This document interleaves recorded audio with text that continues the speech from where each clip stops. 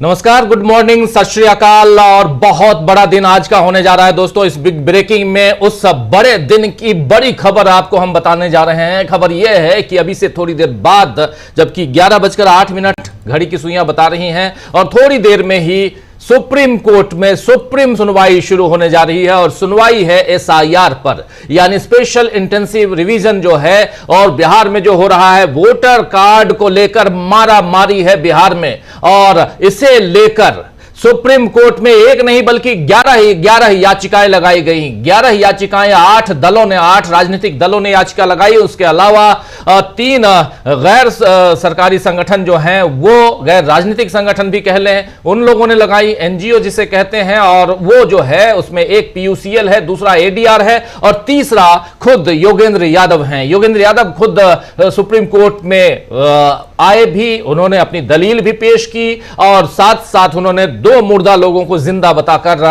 पेश भी किया। जबकि उस दिन 17 लोग आए थे उसी सुप्रीम कोर्ट में। सुप्रीम कोर्ट में 2 जजों की बेंच, जस्टिस सूर्यकांत और जस्टिस जोय माल्या बागची, ये 2 जजों की बेंच इस पर सुनवाई कर रही है। जस्टिस सूर्यकांत वही हैं जो आने वाले समय में देश के चीफ जस्टिस ऑफ इंडिया बनेंगे, यानी बीआर गवई साहब की जगह लेंगे। वो जब रिटायर करेंगे नवंबर में बीआर गवई साहब, लेकिन उससे पहले बहुत सारी चुनौतियों का सामना भी जस्टिस सूर्यकांत को करना है। इसलिए करना है क्योंकि ऐसे तमाम मामले जो जनहित से जुड़े हुए हैं, उसमें आप क्या देखकर फैसला देते हैं, यह भी मायने रखता है। और ऐसे में ये जो एसआईआर को चुनौती दी गई है जो सुप्रीम कोर्ट में, उस चुनौती में साफ साफ कहा गया है कि आप, अगर सुप्रीम कोर्ट ने कहा था कि अगर इस मामले में किसी भी ढंग की गैर संवैधानिकता है, यानी संविधान के खिलाफ ये मामला, ये पूरा का पूरा प्रोसेस चल रहा है, पूरी प्रक्रिया चल रही है, तो हम इसको रद्द कर देंगे।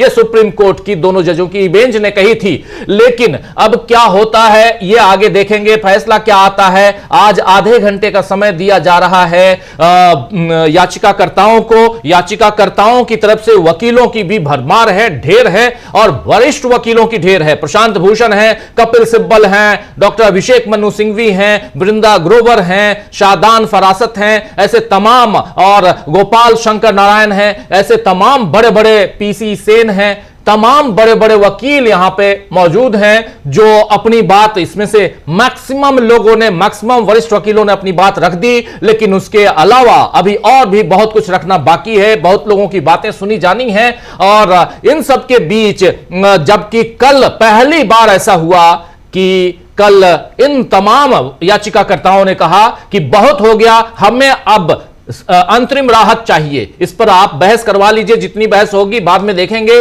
लेकिन अंतरिम राहत चाहिए। आज क्या अंतरिम राहत मिलेगी, ये एक बड़ा सवाल है। क्योंकि आज 14 तारीख है, 14 अगस्त है, कल 15 अगस्त छुट्टी का दिन, फिर परसों 16 अगस्त छुट्टी का दिन, जन्माष्टमी भी है, और ऐसे भी परसों शनिवार है, फिर रविवार छुट्टी का दिन। तो एक लंबी छुट्टी शुरू हो जाएगी, और उससे पहले आज इस मसले को खत्म करके इसकी छुट्टी की जाएगी क्या, ये एक बड़ा सवाल है। हमारे साथ हमारे साथी हमेशा की तरह अमलेंदु उपाध्याय जी जुड़े हुए हैं। अमलेंदु जी का स्वागत करेंगे हम, स्क्रीन पर लेके आइए अमलेंदु जी को। और हमारे एक साथी सीधे सुप्रीम कोर्ट में इस वक्त मौजूद हैं, और नाम आप जान चुके हैं, उनसे मिल चुके हैं। शिवेश गर्ग वकील हैं, वो सुप्रीम कोर्ट के एडवोकेट हैं, और इस पूरी घटनाक्रम को, पूरी खबरों को उनके जरिए, वो पूरी दलीलें जो हम आप तक पहुंचाते हैं, उनके जरिए हम पहुंचाते हैं। वो वहां से पल पल की रिपोर्ट हमको भेजते हैं, और हम आप तक पहुंचाते हैं। तो एक जरिया जो है वो यहां क्रिएट करने की कोशिश। और उसके बाद शिवेश जी जो हैं वो हमको बताते भी हैं कि वहां बॉडी लैंग्वेज क्या था, किस मसले पर कब चीफ, माफी चाहूंगा, जस्टिस, दोनों जजों की बेंच मुस्कुराहट की तरफ से मुस्कान उन्होंने देखी, कब वो नाराज दिखे, कैसे क्या हुआ, ये सारी बातें, अंदर की बातें वो बताते हैं। ये सब कुछ उनकी आंखों देखी, उनकी जुबानी आप सुनते हैं। तो ये सारी चीजें हैं। अमलेंदु जी, आपका स्वागत है एक बार फिर यहां पर।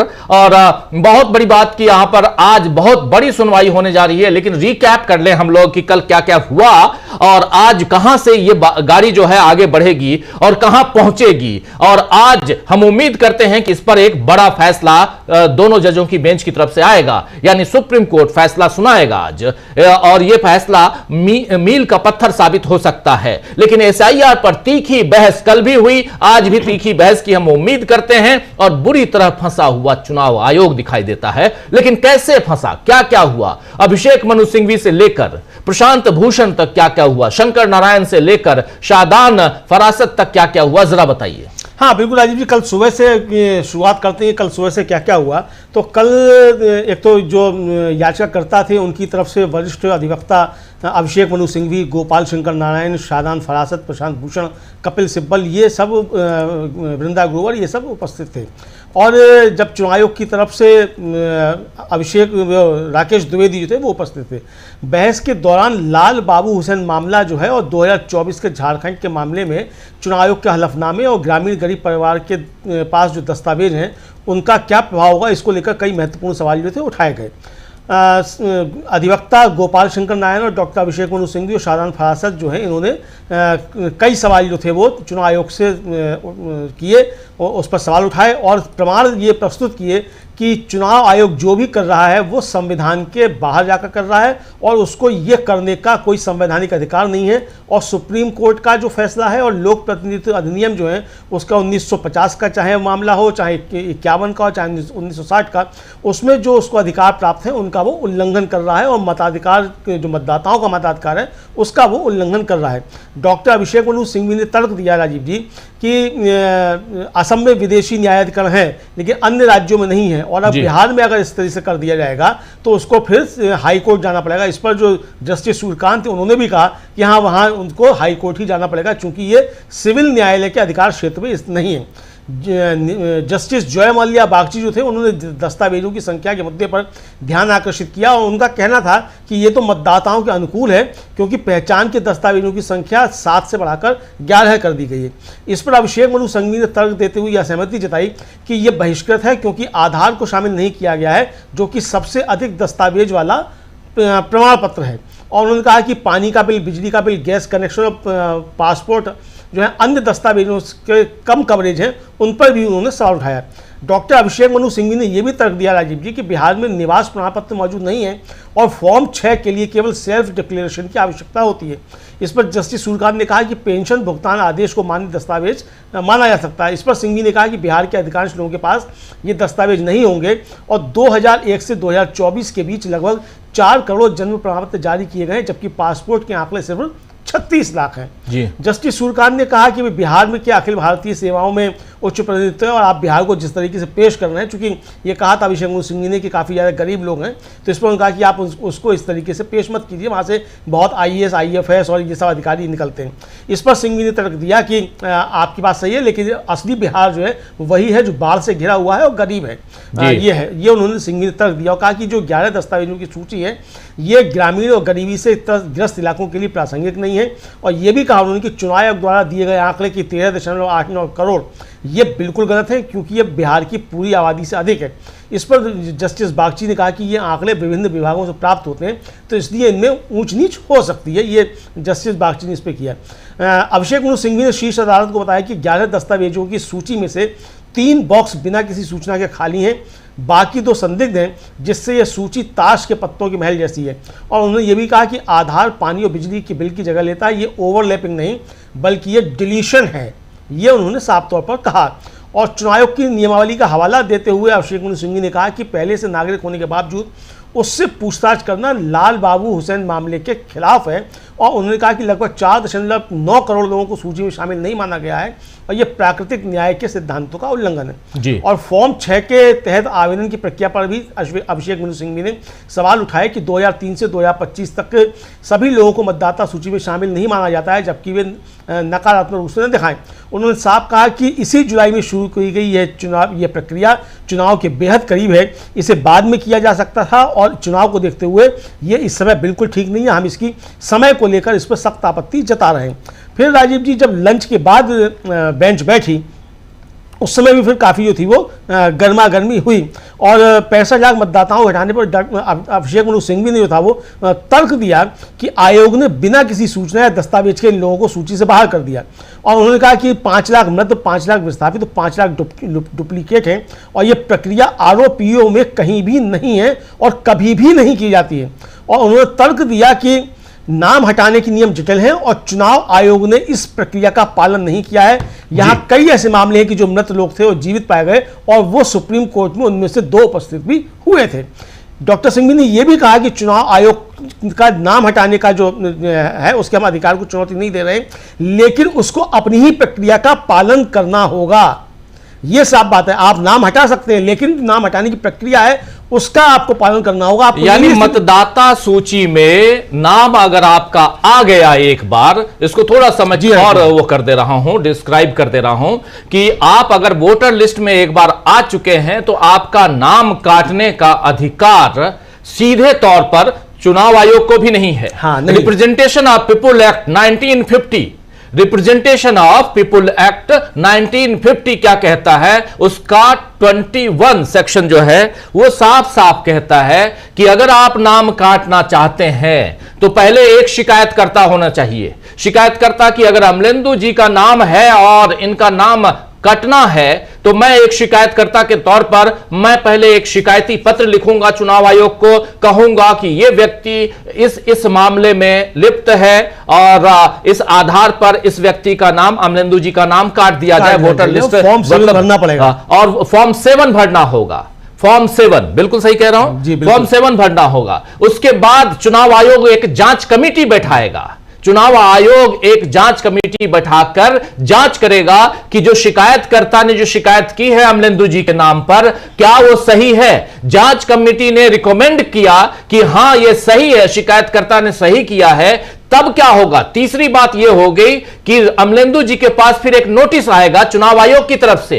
वो नोटिस यह बताया जाएगा कि आपके खिलाफ जांच हुई है और अमुक अमुक जांच में पाया गया है कि आप सही व्यक्ति नहीं हैं, इसीलिए आपका नाम, सही व्यक्ति से मतलब कि जो पैमाना है वोटर आईडी कार्ड पाने का उसके आप हकदार नहीं हैं, इसीलिए आपका नाम काट दिया जा रहा है। और इसके बाद नाम काटा जाएगा, लेकिन नाम काटा भी तब जाएगा जब अमलेंदु उपाध्याय बता नहीं पाएंगे, अमलेंदु जी अपने आप को एक सही वोटर लिस्ट में अपना नाम पाने के हकदार के रूप में खुद को साबित नहीं कर पाएंगे, तब नाम काटा जाएगा। तो एक लंबा प्रोसेस है, लेकिन यहां पर किया क्या गया, 65 लाख लोगों के नाम बिना किसी बात के काट दिए गए, हटा दिए गए नाम और घोषित कर दिया गया चुनाव आयोग की तरफ से कि हमने 65 लाख लोगों के नाम काट दिए, इसमें से 22 लाख लोग मर गए, इतने लाख लोग ट्रांसफर हो गए, यहां नहीं है, इतने लाख लोग ट्रेसेबल नहीं है, अनट्रेसेबल है, वो अनरीचेबल है, उनका पता ही नहीं चल पा रहा है। तो इस ढंग से आप 65 लाख से ज्यादा लोगों के नाम काट दिए। अभिषेक मनु सिंघवी ने और बाकी तमाम वकीलों ने, कल याचिकाकर्ताओं ने यही कहा कि आप पहले अपने ही नियम कायदे का पालन तो कीजिए, आपने इसमें अपने नियम कायदे का पालन ही नहीं किया है। इसीलिए ये बात जो अमलेंदु जी बता रहे थे, थोड़ा इसी बात को मैं डिस्क्राइब कर रहा था। बहुत इंपॉर्टेंट पहलू है कि आपने 65 लाख लोगों के नाम काटे कैसे। और जैसे बता रहे थे उस दिन योगेंद्र यादव कह रहे थे कि ये 65 लाख नहीं है मिलॉर्ड, ये तो 1 करोड़ से ज्यादा हो सकता है, क्योंकि 8 करोड़ से ऊपर पहले ही है मतदाता के हकदार। बिहार में 8 करोड़ 28 या 18 लाख है, 8 करोड़ 18 लाख। आपने पहले से 29 लाख लोगों के नाम काट रखे हैं। 29 लाख लोगों के नाम आप पहले, यानी जिनको वोटर कार्ड बनाना चाहिए था, जिनको वोटर आईडी मिलना चाहिए था, उनके नाम पहले से नहीं है। आपने पहले क्या बताया, 2025 जनवरी 2025 के आंकड़ों के हिसाब से 7 करोड़ 90 लाख मतदाता हैं। 7 करोड़ 90 लाख में से जो पहली ड्राफ्ट लिस्ट अभी आपकी आई है SIR की 1 अगस्त को, उसमें 7 करोड़ 24 लाख है, यानी 65 लाख आपने काट दिए, 29 लाख पहले से कटा हुआ है। 29 और 65 यानी सीधा का सीधा लगभग 95 लाख 94 लाख लोगों के नाम जो हैं वो कट गए। 94 लाख लोगों के नाम तो खत्म कर दिया आप पहले ही। अब बचा कितना, अब इसके बाद दूसरी लिस्ट जो आएगी आपकी, उस लिस्ट में और भी हो सकता है नाम कटे हों। तो इसीलिए यहां पर ये जो घालमेल है, यहां साफ साफ बताने की जरूरत है। रिप्रेजेंटेशन ऑफ पीपल एक्ट जो है 1950, 1951, 1960, ये जो 3 महत्वपूर्ण है, इन तीनों महत्वपूर्ण रिप्रेजेंटेशन ऑफ पीपल एक्ट के तहत आपको अपने ही नियम कायदे का पालन करना होगा। बृंदा ग्रोवर आई थी, आप याद कीजिए, उन्होंने क्या कहा था कि ये जो SIR की जो नियमावली है, जो आपने बनाया है, नियम कायदे जो आपने बनाए, वो किससे पूछ के बनाए। नियम कायदे बनाने के हकदार भी आप नहीं हैं। अगर 7 डॉक्यूमेंट मांगे जा रहे हैं तो 7 की जगह आपने 11 मांगा, और उसमें जो डॉक्यूमेंट्स की लिस्ट है उसमें आधार कार्ड है, आपने आधार कार्ड कैसे हटा दिया। अगर आपने आधार कार्ड हटाया है तो आपको ये हक नहीं है, ये सारी बातें दलीलों में पेश की जा चुकी हैं, यानी संवैधानिक तौर पर यह पूरा का पूरा जो प्रोसेस है यह गलत है। यह यहां पर याचिकाकर्ताओं के वकीलों ने यह साबित कर दिया है कि पूरी प्रक्रिया गलत है जिसको एसआईआर के तहत चुनाव आयोग कर रहा है। लेकिन सवाल यहां यह उठता है कि इस प्रक्रिया को गलत क्या चुनाव आयोग को गलत कहेगा सुप्रीम कोर्ट? यह एक बड़ा सवाल है। क्या फैसला सुप्रीम कोर्ट चुनाव आयोग के खिलाफ देगा आज? और इसीलिए झल्लाते हुए कहा था प्रशांत भूषण ने कि बहुत हो गया, हमको अब राहत चाहिए, अंतरिम राहत चाहिए। आपको जितनी बहस करवानी करवा लीजिए, हम लोगों ने जितनी बातें बताई हैं ये सब कर लीजिए। तो जस्टिस सूर्यकांत ने कहा था कि हमको उनको भी सुनना होगा, थोड़ा बहुत ही सही, उनको भी, मतलब चुनाव आयोग को भी सुनना होगा। तो आज की तारीख फिर से मुकर्रर की गई, 2 तारीख मुकर्रर की गई थी, 12 और 13 तारीख। 12 तारीख निकल गई, 13 तारीख निकल गई, दोनों दिन घमासान रहा। आपने देख लिया, दोनों दिन याचिकाकर्ताओं के जो 11 याचिकाएं लगी हुई हैं, इन याचिकाकर्ताओं के वकीलों ने अपने अपने तर्क दिए, दलील दिए, जिसको अभी बता रहे थे अमलेंदु जी। और इसके साथ साथ आज भी याचिकाकर्ताओं की तरफ से कुछ वकील अपनी बात रखने जा रहे हैं और इसके बाद सीधे बेंच बैठी हुई है। और चूंकि इससे पहले सुनवाई स्ट्रे डॉग्स की हो रही थी, उसमें कपिल सिब्बल भी थे, उसमें ये भी थे, डॉक्टर सिंघवी भी थे। और स्ट्रेट डॉग्स जो घुमंतु कुत्ते जो हैं, जो दिल्ली एनसीआर के गलियों में सड़कों में मिलते हैं, उस पर 2 जजों की बेंच ने एक जो फैसला सुनाया है, वो फैसला पशु प्रेमियों को, ऐसे पेट्स प्रेमियों को, डॉग प्रेमियों के लिए नागवार गुजरा है। क्योंकि दिल्ली और एनसीआर से तमाम कुत्तों को बाहर कर देने का आदेश हो गया है, लेकिन कुत्तों को बाहर करके मार दें या कहीं डाल दें वो नहीं है, उनको शेल्टर होम में लेके जाना होगा, उनके लिए व्यवस्था बनानी होगी, खान पान से लेके तमाम चीजों की व्यवस्था बनानी होगी, जो दिल्ली में नहीं है। दिल्ली में सिर्फ 2 शेल्टर होम्स हैं, कुत्ते बहुत हैं। उस पर 3 जजों की आज बेंच बैठी, जिस पर डॉक्टर सिंघवी और कपिल सिब्बल जैसे वरिष्ठ वकीलों ने अपनी बात रखी है। पेट लवर्स जो हैं वो इसके खिलाफ हैं, मेनका गांधी इसके खिलाफ हैं, प्रियंका गांधी इसके खिलाफ है, राहुल गांधी के पास 2-2 कुत्ते हैं, आप जानते हैं। मेरे घर में, मेरे पास भी एक कुत्ता है, मैं भी कह रहा हूं, और मैं भी पेट लवर हूं। और पशु पक्षियों से अगर प्रेम ना करें तो फिर क्या, इंसान से तो इंसान होता है। इंसान से प्रेम करने के लिए आपको जज्बाती तौर पे वो बनना पड़ता है, लेकिन पक्षियों से प्रेम करना हमारे पर्यावरण के लिहाज से भी अच्छा है, इसलिए ये जरूरी है। लेकिन उनके लिए शेल्टर होम क्या हो, कैसे हो, और तुगलकी फरमान, क्योंकि वो जानवर है, मुख वो बोल नहीं पाते हैं, इसीलिए आप उनके ऊपर किसी भी ढंग का अगर फरमान जारी कर दे तो ये भी ठीक नहीं है। चलिए उस पर क्या फैसला आता है, क्योंकि उस पर फैसला सुरक्षित रख लिया है 3 जजों की बेंच ने। मगर हम यहां आते हैं दूसरे मसले पे। यहां इंसान की बात हो रही है। एक इंसान दूसरे इंसान को मार डालना चाहता है, एक इंसान दूसरे इंसान को गिरा देना चाहता है, एक इंसान दूसरे इंसान को खत्म कर देना चाहता है, चाहे वो राजनीतिक रूप से ही सही, लेकिन वो खत्म करने का ही प्रोसेस है ये एसआईआर, जिसमें ये जो मार डालना, खत्म कर देना जो मैं कह रहा हूं, कैसे 22 लाख लोगों में से 17 लोग, और उसमें से 6-7 लोग या 8 लोग तो जो बचे हुए थे, शायद 17 के 17 सब राहुल गांधी के घर चाय पीने पहुंचे। राहुल गांधी ने कहा कि ऐसे नॉर्मल जिंदगी में नॉर्मल चाय तो कईयों के साथ पी है, लेकिन मृत लोगों के साथ चाय पीने का अनुभव आज एक अलग अनुभव है, जिसको साझा कर रहा हूं वीडियो के जरिए। कल राहुल गांधी ने वीडियो जारी किया, तो आपने जिंदा को मार डाला, और जब पहले आप ही कह रहे थे कि लेके 15 ऐसे लेके आ जाइए तो हम रद्द कर देंगे, अब आप कह रहे हैं कि क्या नाटक हो रहा है। आप नहीं कह रहे हैं, चुनाव आयोग कह रहा है।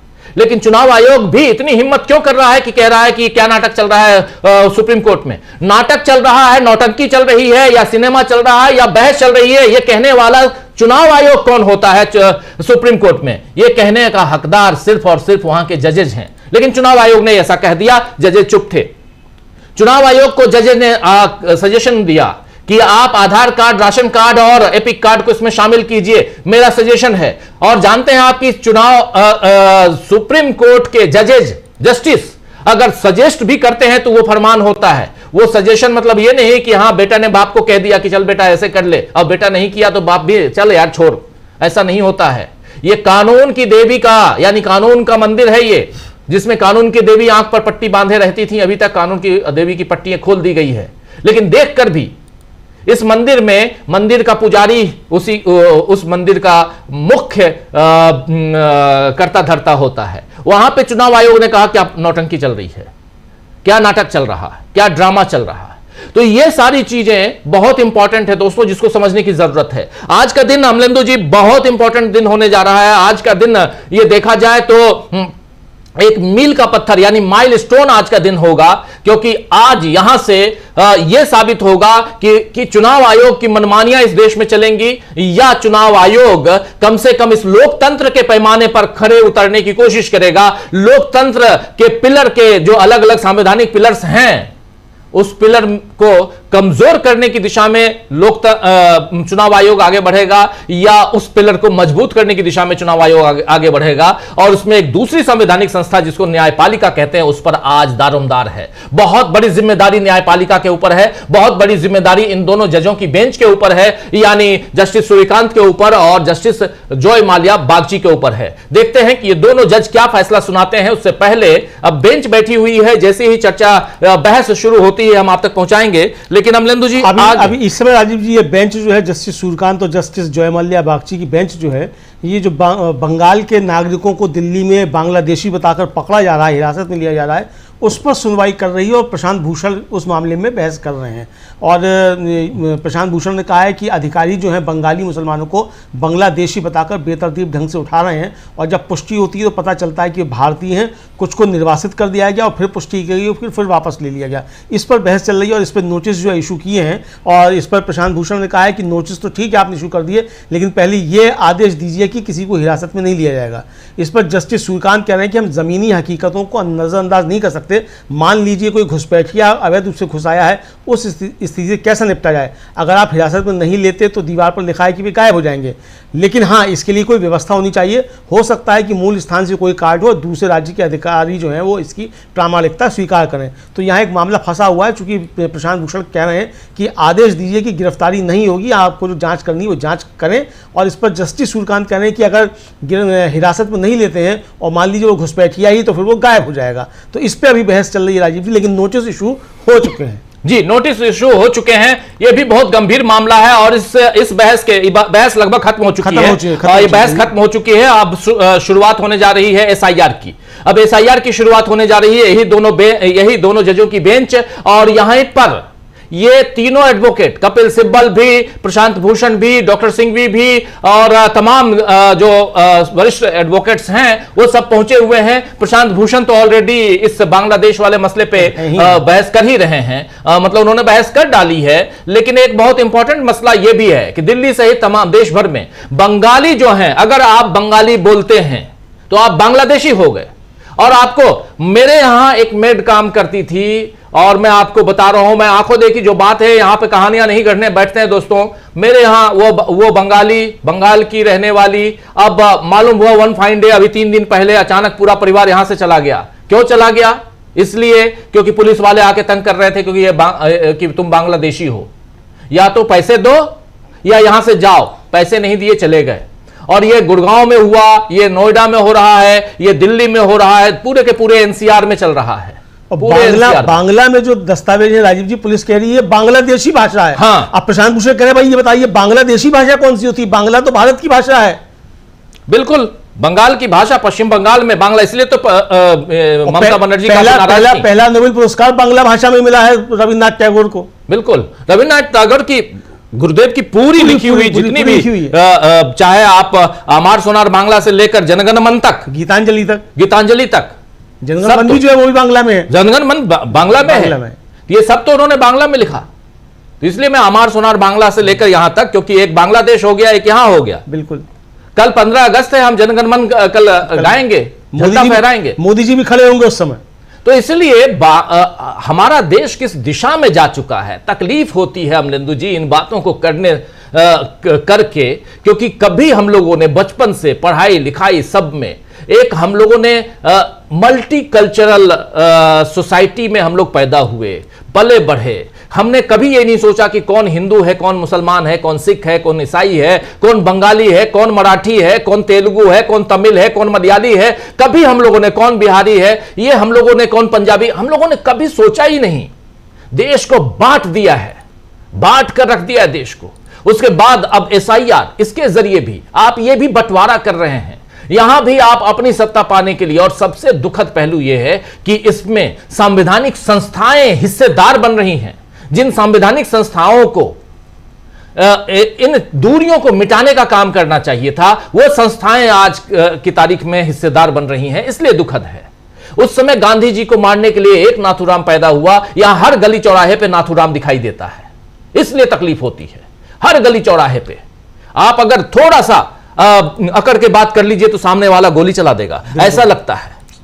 कैसी सोसाइटी हमने बना दी है, किस ढंग की सोसाइटी बना दी है, यह समझ में नहीं आता। किसी को पीटा जा रहा है, मारा जा रहा है, कुछ और हो रहा है। ऐसी तस्वीरें आप सोशल मीडिया के जरिए, बाकी सबके जरिए देखते होंगे। यही सोसाइटी हमने बनाई है। इसीलिए इन संवैधानिक संस्थाओं, जिसकी तस्वीर हम दोनों के बीच आप देख रहे हैं, सुप्रीम कोर्ट की तस्वीर आप देख रहे हैं, इससे ज्यादा और भरोसा कहां हो सकता है। इसके बाद जो बचता है वो सिर्फ और सिर्फ मंदिरों में, मस्जिदों में, गुरुद्वारे में, चर्चेज में, वहां भरोसे के लिए आप मत्था टेकते हैं।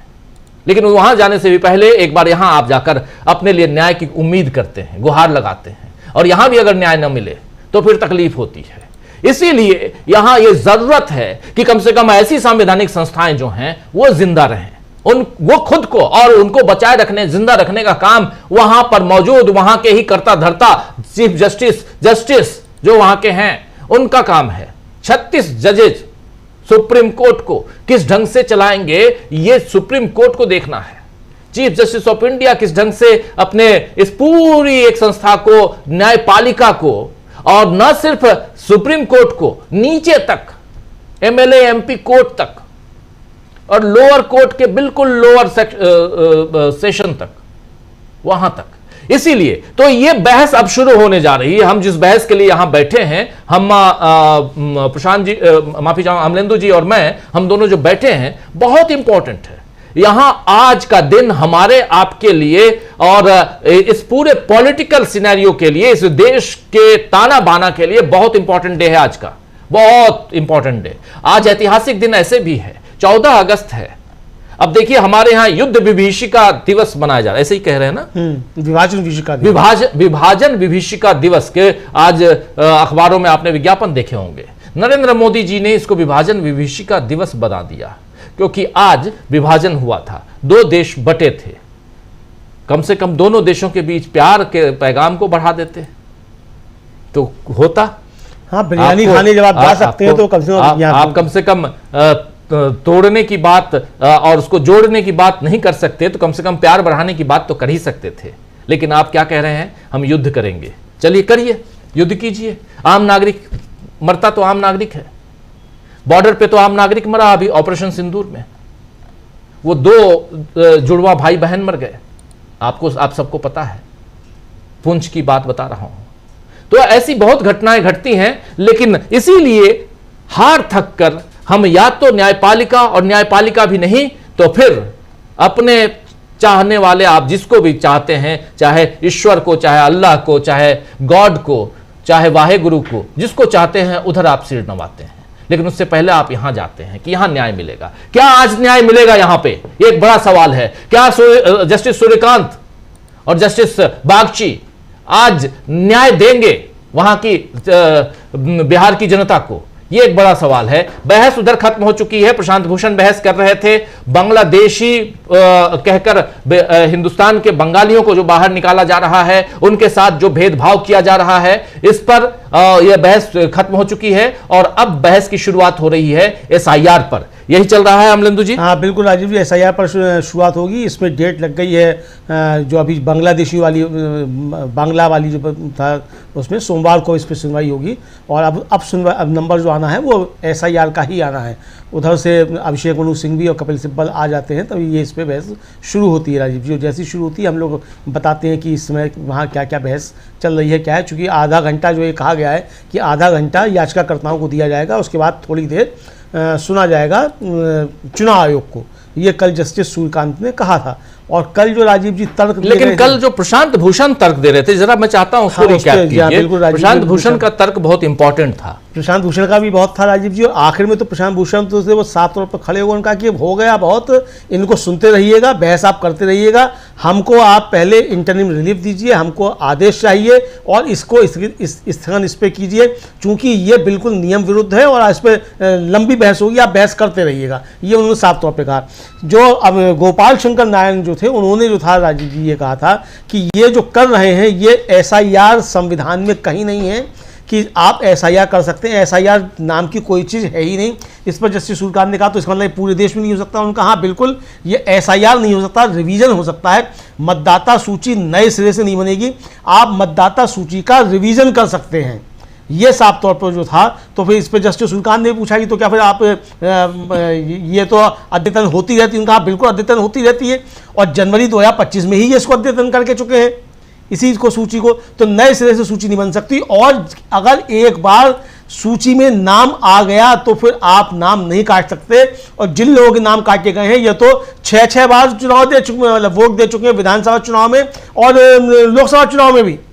2003 की मतदाता सूची से जिनके नाम आप काटे जा रहे हैं, तो ये तो जो तब से लेकर अब तक कई विधानसभा चुनाव कई लोकसभा चुनाव में वोट दे चुके हैं, तो आप इनका नाम नहीं काट सकते, चूंकि संविधान ये कहता है, जनप्रतिनिधि अधिनियम जो है ये कहता है कि एक बार जिस व्यक्ति का नाम आ गया उसको आप नाम को नहीं काट सकते, उसकी एक प्रक्रिया है, उस पर आपत्ति दर्ज करनी होगी, किसी को आपत्ति दर्ज करने वाले को ये साबित करना होगा कि ये आदमी इसके लायक नहीं है, ये मानसिक रूप से विक्षिप्त है, ये दिवालिया है, जो बहुत से क्लॉज है वो बताने पड़ेंगे कि किस लिए काटा जा रहा है, या विदेशी नागरिक है, उसके प्रमाण जो है जो आपत्ति करता होगा उसको देने होंगे कि ये इसलिए नाम काटा जाए, और चुनाव आयोग उसके बाद फिर जांच करेगा, जो जिसका नाम काटा जाना है उसको नोटिस देगा, उसकी अपील होगी, वो सुनवाई होगी, लंबा वो प्रक्रिया है और एकदम से ये नहीं हो सकता। तो ये उन्होंने साफ तौर पर कहा गोपाल शंकर नारायण राजीव जी, और उन्होंने ये भी कहा कि अगर ये गणना प्रपत्र आदि जो है इसको अगर करते हैं तो चुनाव आयोग को जो रिप्रेजेंटेटिव्स ऑफ पीपुल एक्ट है,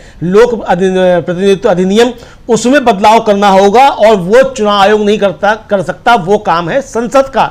और इसीलिए जो है इसकी जो है ये धारा 14, 16 और 16(2) का उन्होंने हवाला दिया और तर्क दिया कि 65 लाख लोगों को किसी भी आधार पर अयोग्य नहीं ठहराया गया है और नाम काट दिए गए हैं। अगर आपको नाम काटना था तो आप उनको अयोग्य ठहराएंगे, और अयोग्य ठहराएंगे तो आपको पूरी प्रक्रिया का पालन करना पड़ेगा। तो इसलिए आप 65 लाख लोगों के नाम साफ तौर पर बताइए किन के काटे हैं आपने और किस आधार पर काटे हैं, वो आपको पूरा कारण इसका बताना पड़ेगा।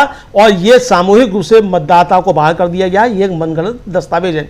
फिर उन्होंने इंद्रजीत बरुआ बनाम असम राज्य जो है उसका 3 जून 1983 का दिल्ली उच्च न्यायालय का फैसला और अनूप बर्नवाल के मामले में फैसला था देते हुए बताया कि मतदाता सूची एक बार निर्धारित होने के बाद हमेशा निर्धारित ही रहती है। यानी राजीव जी सन 1952 के चुनाव के लिए जो है मतदाता सूची बन गई, मतदाता सूची वही है, उसमें संशोधन होते रहते हैं, नाम कटते और जुड़ते रहते हैं, जिनकी मृत्यु हो गई वो नाम कट जाएंगे, नए मतदाता उसमें जुड़ेंगे, लेकिन सूची 1952 वाली ही है। हाँ। सूची नए सिरे से नहीं बन सकती, चुनाव आयोग नए सिरे से अब सूची नहीं बना सकता, और SIR में नए सिरे से सूची बनाई जा रही है, तो इसलिए ये चुनाव आयोग का अधिकार क्षेत्र नहीं है, ये उन्होंने साफ तौर पर कहा। और चुनाव आयोग ने 3 जो दस्तावेज हैं, आधार, एपिक कार्ड और राशन कार्ड जो है इनको शामिल नहीं किया है, और 65 लाख लोगों के नाम हटाने के कारण भी सार्वजनिक नहीं किए।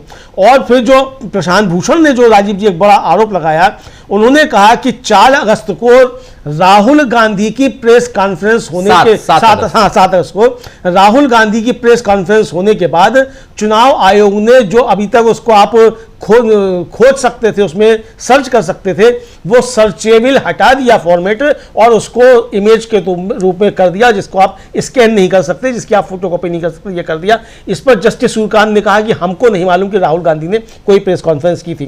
तो मुझे पता नहीं जस्टिस सूर्यकांत को मालूम था कि नहीं मालूम था कोई प्रेस कॉन्फ्रेंस की राहुल गांधी ने की थी कि नहीं की थी। तो अब ये योग्य जज है राजीव जी, विद्वान न्यायाधीश हैं, तो सब तरफ देखते भी नहीं है देश में क्या चल रहा है क्या नहीं चल रहा है, मुकदमे सुनने में ही सारा समय निकल जाता है, सुबह से लेकर शाम तक मुकदमे सुनते हैं और पता नहीं चलता है फिर। और बताया है हमारे कई जजेस ने कि वो टीवी भी नहीं देखते हैं, यूट्यूब भी नहीं देखते हैं, अखबार भी नहीं पढ़ते हैं, तो सारी दुनिया से कटे हुए रहते हैं, तो ये बताया है, तो इसलिए हो सकता है ना देख पाए हो प्रेस कॉन्फ्रेंस। लेकिन जिसपे इतना बवाल मचा हुआ है और वोट चोरी के आरोप लग रहे हैं, तमाम बातें हो रही हैं, तो उन्होंने वो प्रेस कॉन्फ्रेंस नहीं देखी। लेकिन ये बात, अब प्रेस कॉन्फ्रेंस आपने देखी या नहीं देखी उससे मतलब नहीं है, ये है कि वो सर्चेबल क्यों हटा दिया गया, सर्च क्यों नहीं किया सकता, इंटेंशन पे जो है ये है। और बीच में राजीव जी आपको याद होगा जस्टिस सूर्यकांत ने टिप्पणी की थी कि मामला जो है वो विश्वसनीयता का है, चुनाव पर विश्वास का मामला है, लेकिन यह विश्वास का मामला है ही नहीं। याचिकाकर्ताओं का जो तर्क है राजीव जी, वृंदा ग्रोवर से लेकर अभिषेक मनु सिंघवी और गोपाल शंकर स्नायन तक का सबका यही तर्क है कि चुनाव आयोग को संवैधानिक शक्तियां नहीं हैं कि वो एसआईआर कर सके, किसी का नाम इस तरीके से थोक में काट सके और नए सिरे से मतदाता सूची बना सके, ये उसको अधिकार नहीं है। ये सारे अधिकार संसद के हैं, तो चुनाव आयोग संसद के अधिकारों का अपहरण कर रहा है, ये साफ तौर पर कहना था। और फिर जो उन्होंने प्रशांत भूषण ने अपनी बात रखते हुए कहा कि लगभग 8 लाख करोड़ मतदाता हैं और 2 जिलों में ही एक में 10.6%, एक में 12.6% मतदाता बीएलओ द्वारा नॉट रिकमेंडेबल यानी अनुशंसित नहीं है कि श्रेणी में डाल दिए गए, और कुछ विशेष बूथों पर तो 90% तक मतदाता जो हैं उनको नॉन उसमें रिकमेंडेशन में डाल दिया गया। तो हमको पहले ये बताइए कि ये नॉन रिकमेंडेशन है, इसका आधार क्या है, किस आधार पर नॉन रिकमेंडेशन है, और जिनको रिकमेंड किया गया उनका आधार क्या है ये भी बताइए, जिनके नाम काटे हैं उनकी सूची और किस आधार पर काटा है, क्या उसकी प्रक्रिया हुई, ये भी आप हमको बताइए, ये साफ तौर पर उन्होंने कहा। और फिर ये भी कहा कि चुनाव आयोग नागरिकता पर फैसला नहीं कर सकता, ड्राफ्ट रोल में 240 लोग एक ही घर में एक ही पते पर हैं, तो इस पर उन्होंने जस्टिस सूर्यकांत ने कहा कि एक घर में 294 लोग नहीं हो सकते उनका, लेकिन ऐसा है जी, तो है ही। तो फिर सीनियर एडवोकेट शादान फरासत जो थे उन्होंने भी कहा कि चुनाव आयोग को ही ये साबित करना होगा कि मतदाता जो है वो भारत का नागरिक अगर नहीं है तो धारा 21(3) की शक्ति जो है धारा 16 और 19 से प्रभावित होगी और 65 लाख लोगों को अवैध रूप से हटाया गया है, उनके नाम वापस लाने होंगे। इस पर जस्टिस सूर्यकांत ने कहा कि आप 65 लाख लोगों के नाम वापस लाने को हमसे मत कहिए, क्योंकि इसमें कुछ लोग मृत भी हो गए होंगे। तो जो मृत हो गए होंगे उनको बताओ कि मृत हो गए हैं जी, क्योंकि जिनको मृत बताया था उनमें से 17 लोग तो सुप्रीम कोर्ट में उपस्थित थे, 2 को तो बेंच के सामने पेश किया गया। तो ऐसे कितने लोग थे, तो जो मृत हो गए वो नाम हटाए जाएंगे, उनके आगे लिखा जाएगा मृत है, उसको बताया जाएगा कि उनके परिवार को नोटिस गया क्या नहीं गया, तो सब चीज़ें होंगी राजीव जी। पश्चिम बंगाल की तरफ से थे अधिवक्ता पीसी सेन खड़े हुए थे और उन्होंने कहा कि चुनाव आयोग के आदेश में दिया गया कारण प्रवासन है और उस स्थान के अभ्यस्त निवासियों को भी देखा जाना चाहिए। ये राजीव जी हुआ। उसके बाद कि बीएलओ घर घर जाकर लोगों से बात नहीं कर रहे हैं, सीधे जाकर नाम काटे जा रहे हैं, कोई कारण नहीं बताया जा रहा है, नाम क्यों काटा जा रहा है, ये सारी बातें हुई। उसके बाद फिर जो था ये हुआ कि भाई अब कल जो है यानी आज के लिए आधा घंटा सुनवाई होगी याचिकाकर्ताओं की, और उसके बाद फिर थोड़ी देर के लिए चुनाव आयोग की पक्ष जाना जाएगा। बिल्कुल। तो ये सुनवाई जो अभी हो रही थी वो सुनवाई खत्म हो गई और उसके बाद अब एसआईआर पर सुनवाई के लिए तैयारियां चल रही हैं। वहां पे थोड़ी सी शुरुआती तैयारियां होती हैं, एडवोकेट्स भी अपनी तैयारी करते हैं, बेंचेस जो हैं वो खैर वो भी आपस में कुछ पिछले जो दलीलें दी गई हैं उनको भी रिकैप करते हैं। तो ये सब तैयारियां भी चल रही हैं, इसलिए हम आप तक वो बातें लगातार जो पहुंचानी चाहिए, दलीलें पेश जैसे करना शुरू करेंगे एडवोकेट्स वैसे हम आप तक पहुंचाएंगे। लेकिन बहुत महत्वपूर्ण है यहाँ अमलेंदु जी जो बात आप बता रहे थे, कल जो कुछ हुआ पिछले 2 दिनों से, और देखिए ये बहस इसकी शुरुआत हुई थी 10 जुलाई से। 10 जुलाई से शुरुआत हुई थी। पहली बहस 10 जुलाई को हुई है, दूसरी बहस जो हुई है वो 28 को और फिर 29 को, 28 और 29 जुलाई को। इसके बाद फिर 6 अगस्त को एक पिटीशन दायर किया गया है उसमें, और उसमें एडीआर की तरफ से प्रशांत भूषण लेकर आए थे और उन्होंने कहा था कि जो 65 लाख लोगों के नाम आपने काटे हैं उनकी लिस्ट हमको चाहिए, आप उनकी लिस्ट वेबसाइट पर जारी कर दीजिए। फिर हलफनामा देने के लिए सुप्रीम कोर्ट ने कहा कि 9 तारीख तक ये हलफनामा आप दे दीजिए। 9 तारीख शनिवार का दिन हलफनामा पेश होता है, एफिडेविट पेश करते हैं चुनाव आयोग की तरफ से, लेकिन उसमें यह कहा जाता है कि नियमों के हिसाब से हम बाध्य नहीं हैं, हमें ये बाध्यता नहीं है कि हम ये सूची दें। और इसके बाद फिर 12 अगस्त को इसकी जब तीसरी हियरिंग होती है तो चौथी हियरिंग बोले तो उस दिन फिर ये तमाम बातें आती हैं। लेकिन तब तक जजेज भी थोड़ी सी बातों पे पलटे हुए नजर आते हैं, या जजेज जो बात 10 तारीख को कह रहे थे, यानी 10 जुलाई को कह रहे थे, जजेज जो बात 28 जुलाई को कह रहे थे, जब 12 अगस्त को जब बात होती है, बहस होती है, तो 12 अगस्त के बहस में नागरिकता का सवाल पैदा हो जाता है। क्योंकि इससे पहले यह कहा जा रहा था कि हम यहां नागरिकता नहीं खोज रहे हैं। यह भी सवाल उठा था कि नागरिकता खोजने या नागरिकता देने का जो हकदार है वो है गृह मंत्रालय। केंद्रीय गृह मंत्रालय के जरिए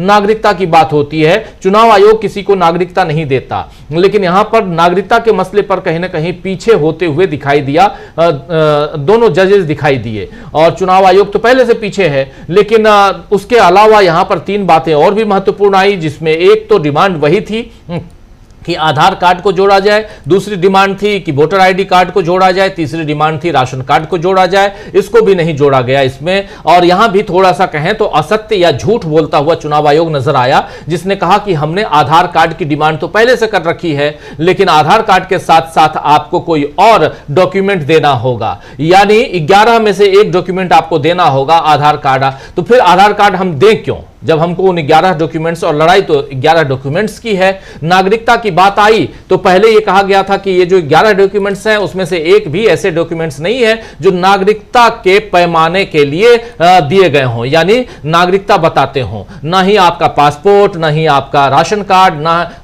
आवास कार्ड, जो डिमांड किए, ना ही मैट्रिकुलेशन का कार्ड, ये सब आपके नागरिकता की श्रेणी में कि आप भारत के नागरिक हैं।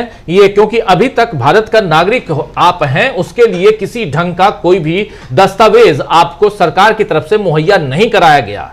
अगर पासपोर्ट मुहैया कराया जाता है तो पासपोर्ट आपको विदेश जाने के लिए मुहैया कराया जाता है, न कि यह बताने के लिए कि यह पासपोर्ट है इसका मतलब अब आप भारत के नागरिक हैं। भारत का नागरिक जो है उसी को पासपोर्ट मिलता है, जो भारत का नागरिक है उसी को ऑटोमेटिकली उसी को आधार कार्ड भी मिलता है, जो भारत का नागरिक है उसी को राशन कार्ड मिलता है, जो भारत का नागरिक है उसी को वोटर आईडी कार्ड मिलता है। तो यहां नाक सीधे ना पकड़ के उल्टा पकड़ने की कोशिश हो रही थी, और उसमें जजेस साथ देते हुए कहीं ना कहीं कई जगह इंक्लाइंड होते हुए चुनाव आयोग की तरफ नजर आए। और खासकर जस्टिस सूर्यकांत की जो बातें थी, उन बातों में वो ऐसा लग रहा था कि जैसे वो चुनाव आयोग की तरफ से ही या उनकी तरफदारी के हिसाब से ही सवाल कर रहे हैं याचिकाकर्ताओं की तरफ से। तो ये बातें हुई यहां पर, जिसको लेकर कई लोग निराश भी हुए कि आखिर इस ढंग से अगर आप सवाल पूछ रहे हैं, जो आसंदी पर विराजमान जजेज हैं वही उनका पक्ष लेते हुए सवाल पूछेंगे तो निराशा होती है। हमारे एडवोकेट जो सुप्रीम कोर्ट में एडवोकेट हैं शिवेश गर्ग, जो हमारे साथ जुड़ते भी हैं, जिनके जरिए हम ये पूरा का पूरा कार्यक्रम आप तक लेके आते हैं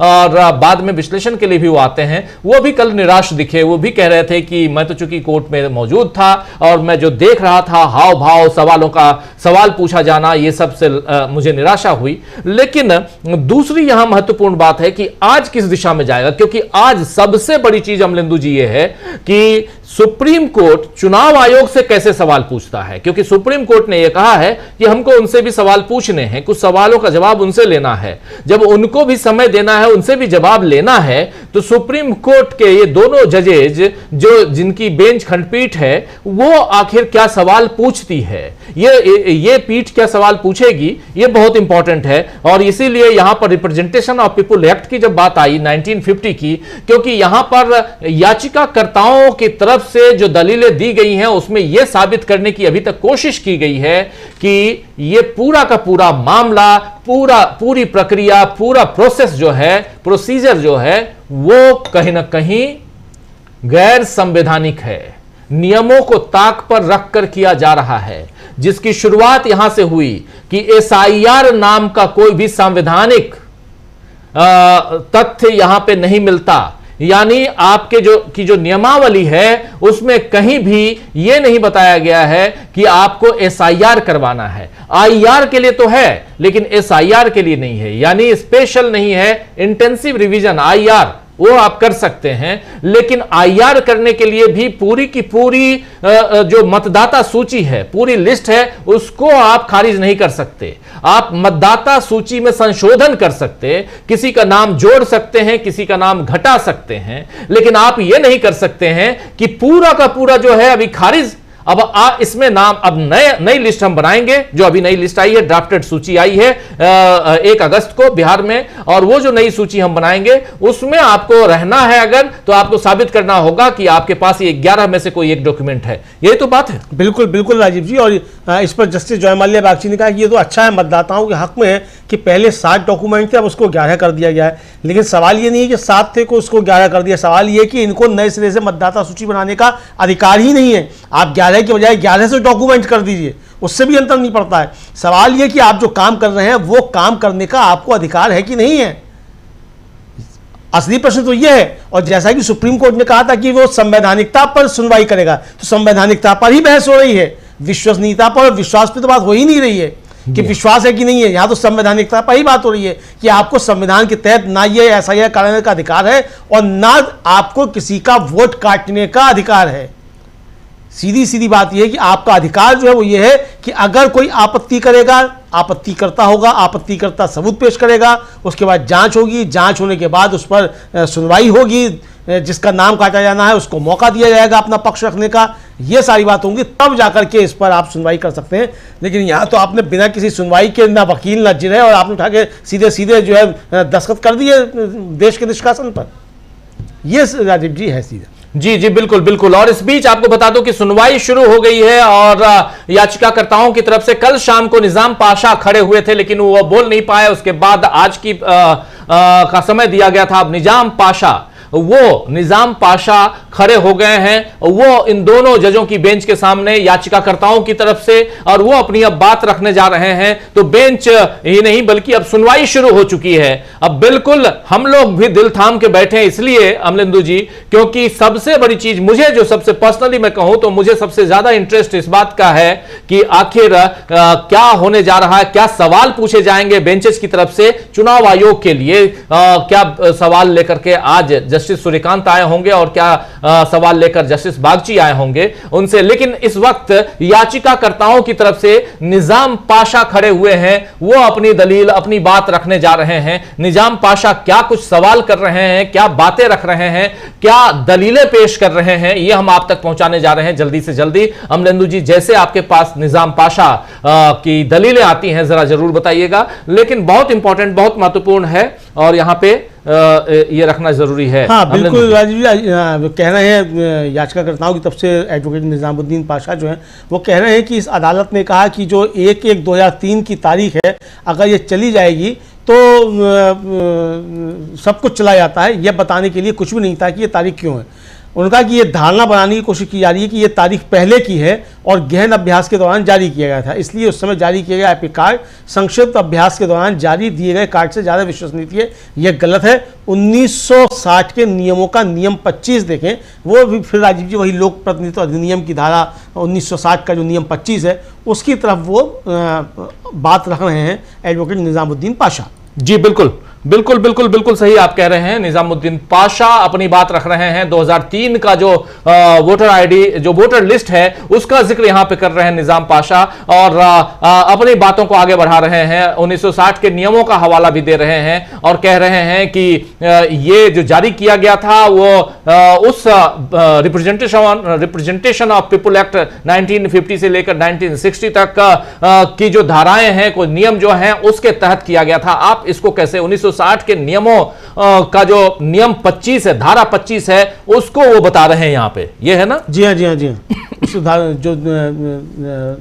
जो 1960 का जो रजिस्ट्रेशन ऑफ इलेक्टोरल रूल्स 1960 है, उसका जो है वो रूल 25 जो है वो बता रहे हैं। और ये revision of process outlines the process for revision of electoral rolls का है। और इसमें यह है कि या तो आप इसकी समरी करेंगे या एक पार्टी समरी जो रिवीजन होगा, जैसा कि चुनाव आयोग चाहता है, तो ये स्पेसिफाई करता है कि रोल को रिवाइज किया जा सकता है, एग्जिस्टिंग रोल को ऑपरेशन किया जा सकता है, यानी कि वो नया नहीं बनाया जा सकता। ये वो बता रहे हैं कि आप इसको रिवाइज कर सकते हैं, नया नहीं बना सकते, और आप इसको नए सिरे से बना रहे हैं। यानी ये बात वही है कि आप इसको नहीं कर सकते, आपका ये करने का अधिकार नहीं है, आपको रिवीजन का अधिकार है, आप रिवीजन कर सकते हैं।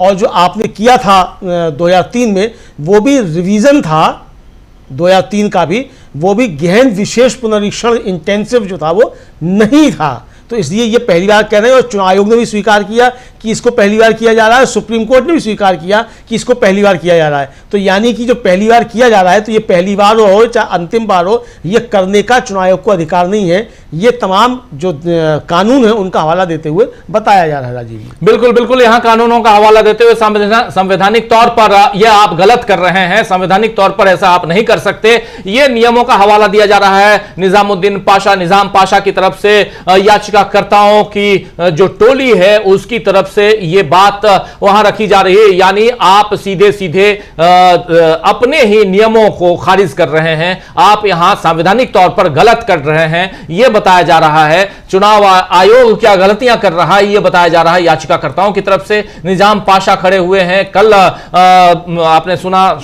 गोपाल शंकर नारायण ने अपनी बात रखी थी, प्रशांत भूषण ने अपनी बात रखी थी, कल डॉक्टर सिंघवी ने अपनी बात रखी थी, इन तमाम वरिष्ठ वकीलों ने अपनी बात रखी थी। आज निजाम पाशा रख रहे हैं, पीसी सेन भी कल उन्होंने भी अपनी बात रखी थी, बंगाल का जिक्र भी उन्होंने किया था।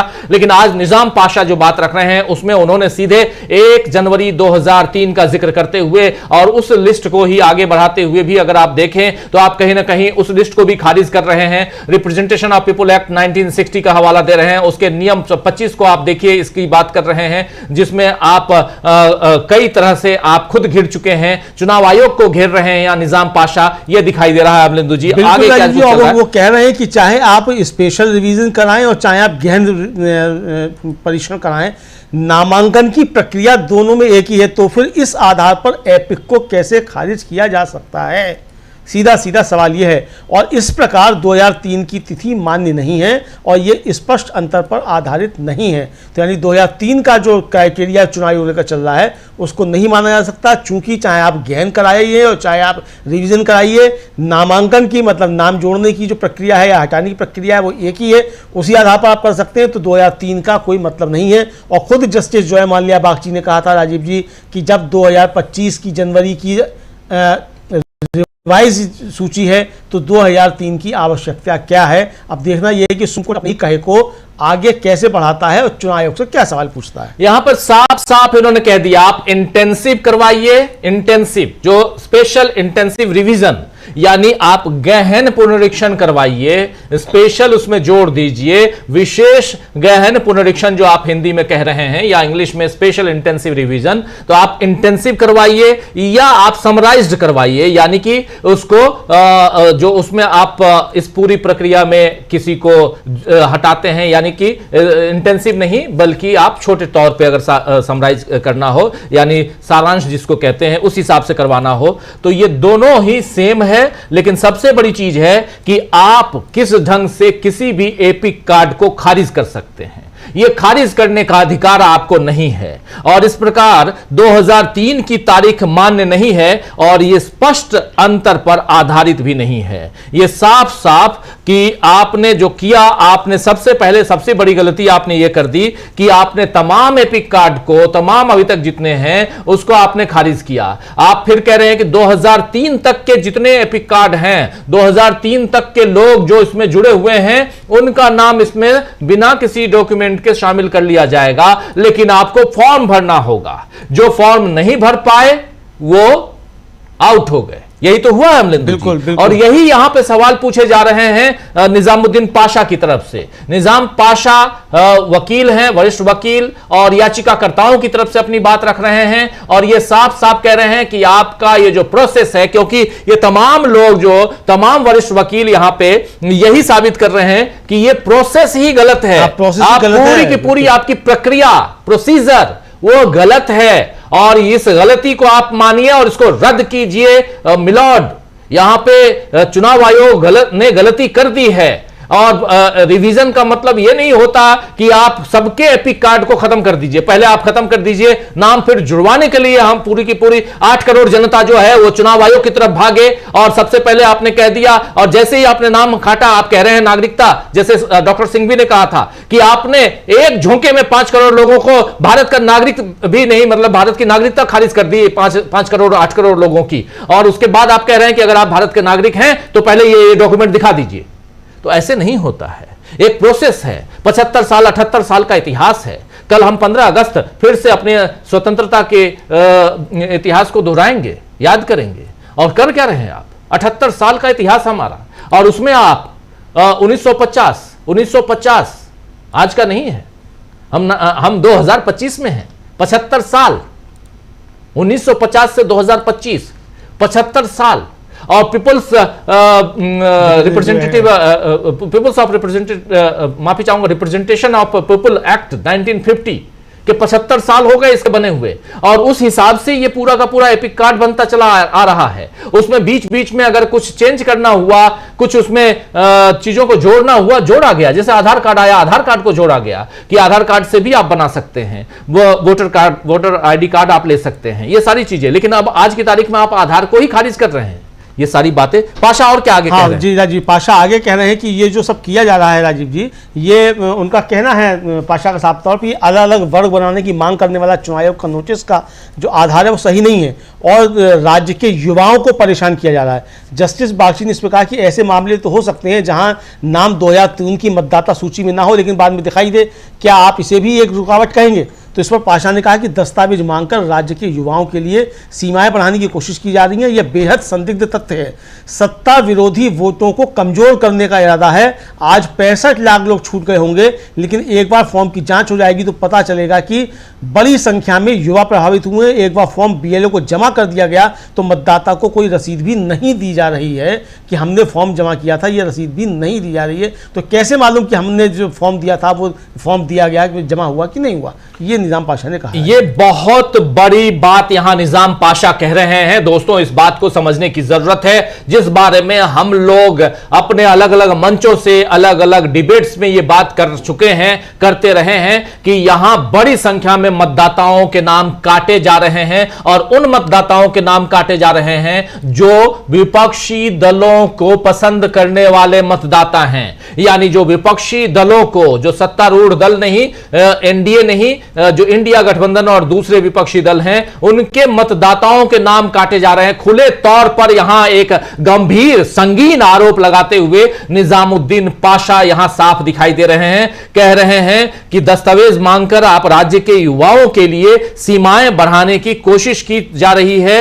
यह बेहद संदिग्ध तथ्य है। सत्ता विरोधी वोटों को कमजोर करने का इरादा है। आज 65 लाख लोगों के नाम छूट गए होंगे, लेकिन एक बार जब फॉर्म की जांच हो जाएगी तो पता चलेगा कि इसमें कितने ज्यादा युवा प्रभावित हुए हैं। जो युवा हैं, जो आज के वोटर हैं, वो कितना ज्यादा प्रभावित हुए हैं, ये बता रहे हैं। और सबसे बड़ी चीज कि एक बार फॉर्म बीएलओ को जमा कर दिया गया तो मतदाता को कोई रसीद भी नहीं दी जा रही है। मतदाताओं के हाथ में कोई रसीद तक नहीं दी जा रही है कि हमने आपके फॉर्म को लिया। और कल याद कीजिए कि बीएलओ इस पे अपनी मर्जी से लिख रहा है कि रिकमेंडेड या नॉन रिकमेंडेड। नॉन रिकमेंडेड का मतलब डिलीशन है कि इनका नाम हटा दो।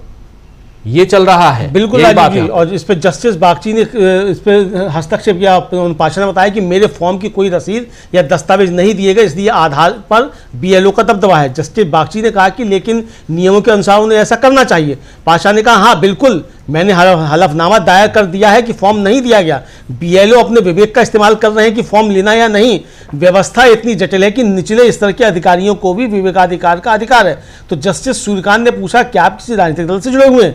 पाशा ने कहा कि मैं प्रदेश अध्यक्ष हूं। जस्टिस सूर्यकांत ने कहा तो आपको पता ही होगा कि बीएलओ है। तो इस पर पाशा ने कहा कि सिर्फ एक बूथ से ही 231 लोगों के नाम काटे गए हैं जो 2003 की सूची में शामिल थे। बीएलओ ने अपनी मनमानी की है, मैं दावा कर सकता हूं, लेकिन जो लोग सूची में है, क्या सूची में लिखा है कि उन्होंने कौन से दस्तावेज जमा किए हैं?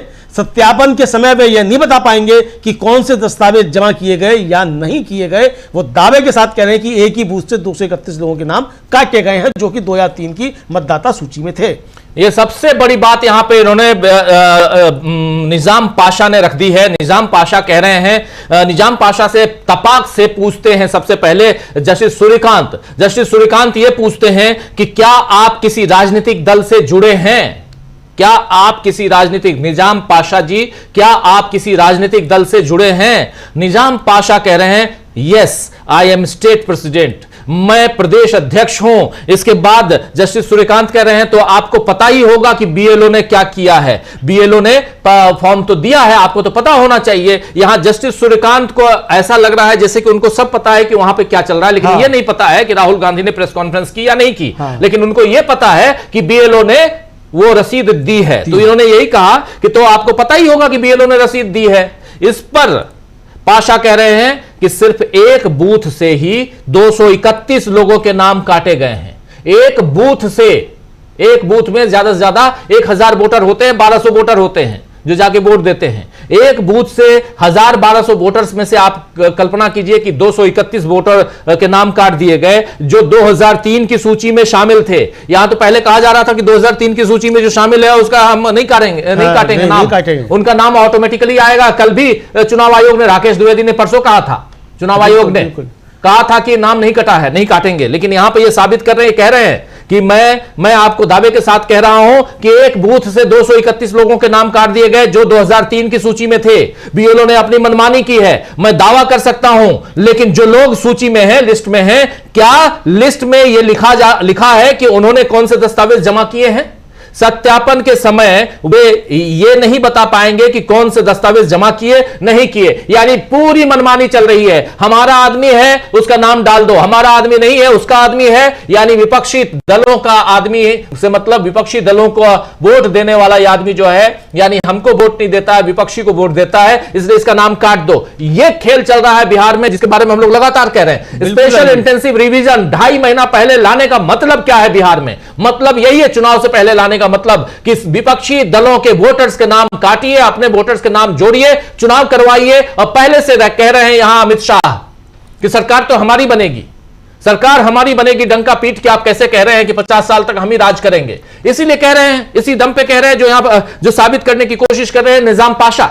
ये बात हो रही है, आगे क्या कुछ निजाम पाशा? बिल्कुल। इस पर जस्टिस बागची जो उन्होंने कहा कि हम चाहते हैं कि चुनाव आयोग बताए कि 2003 का जो रिवीजन किया गया था उसमें कौन से दस्तावेज दिए गए थे।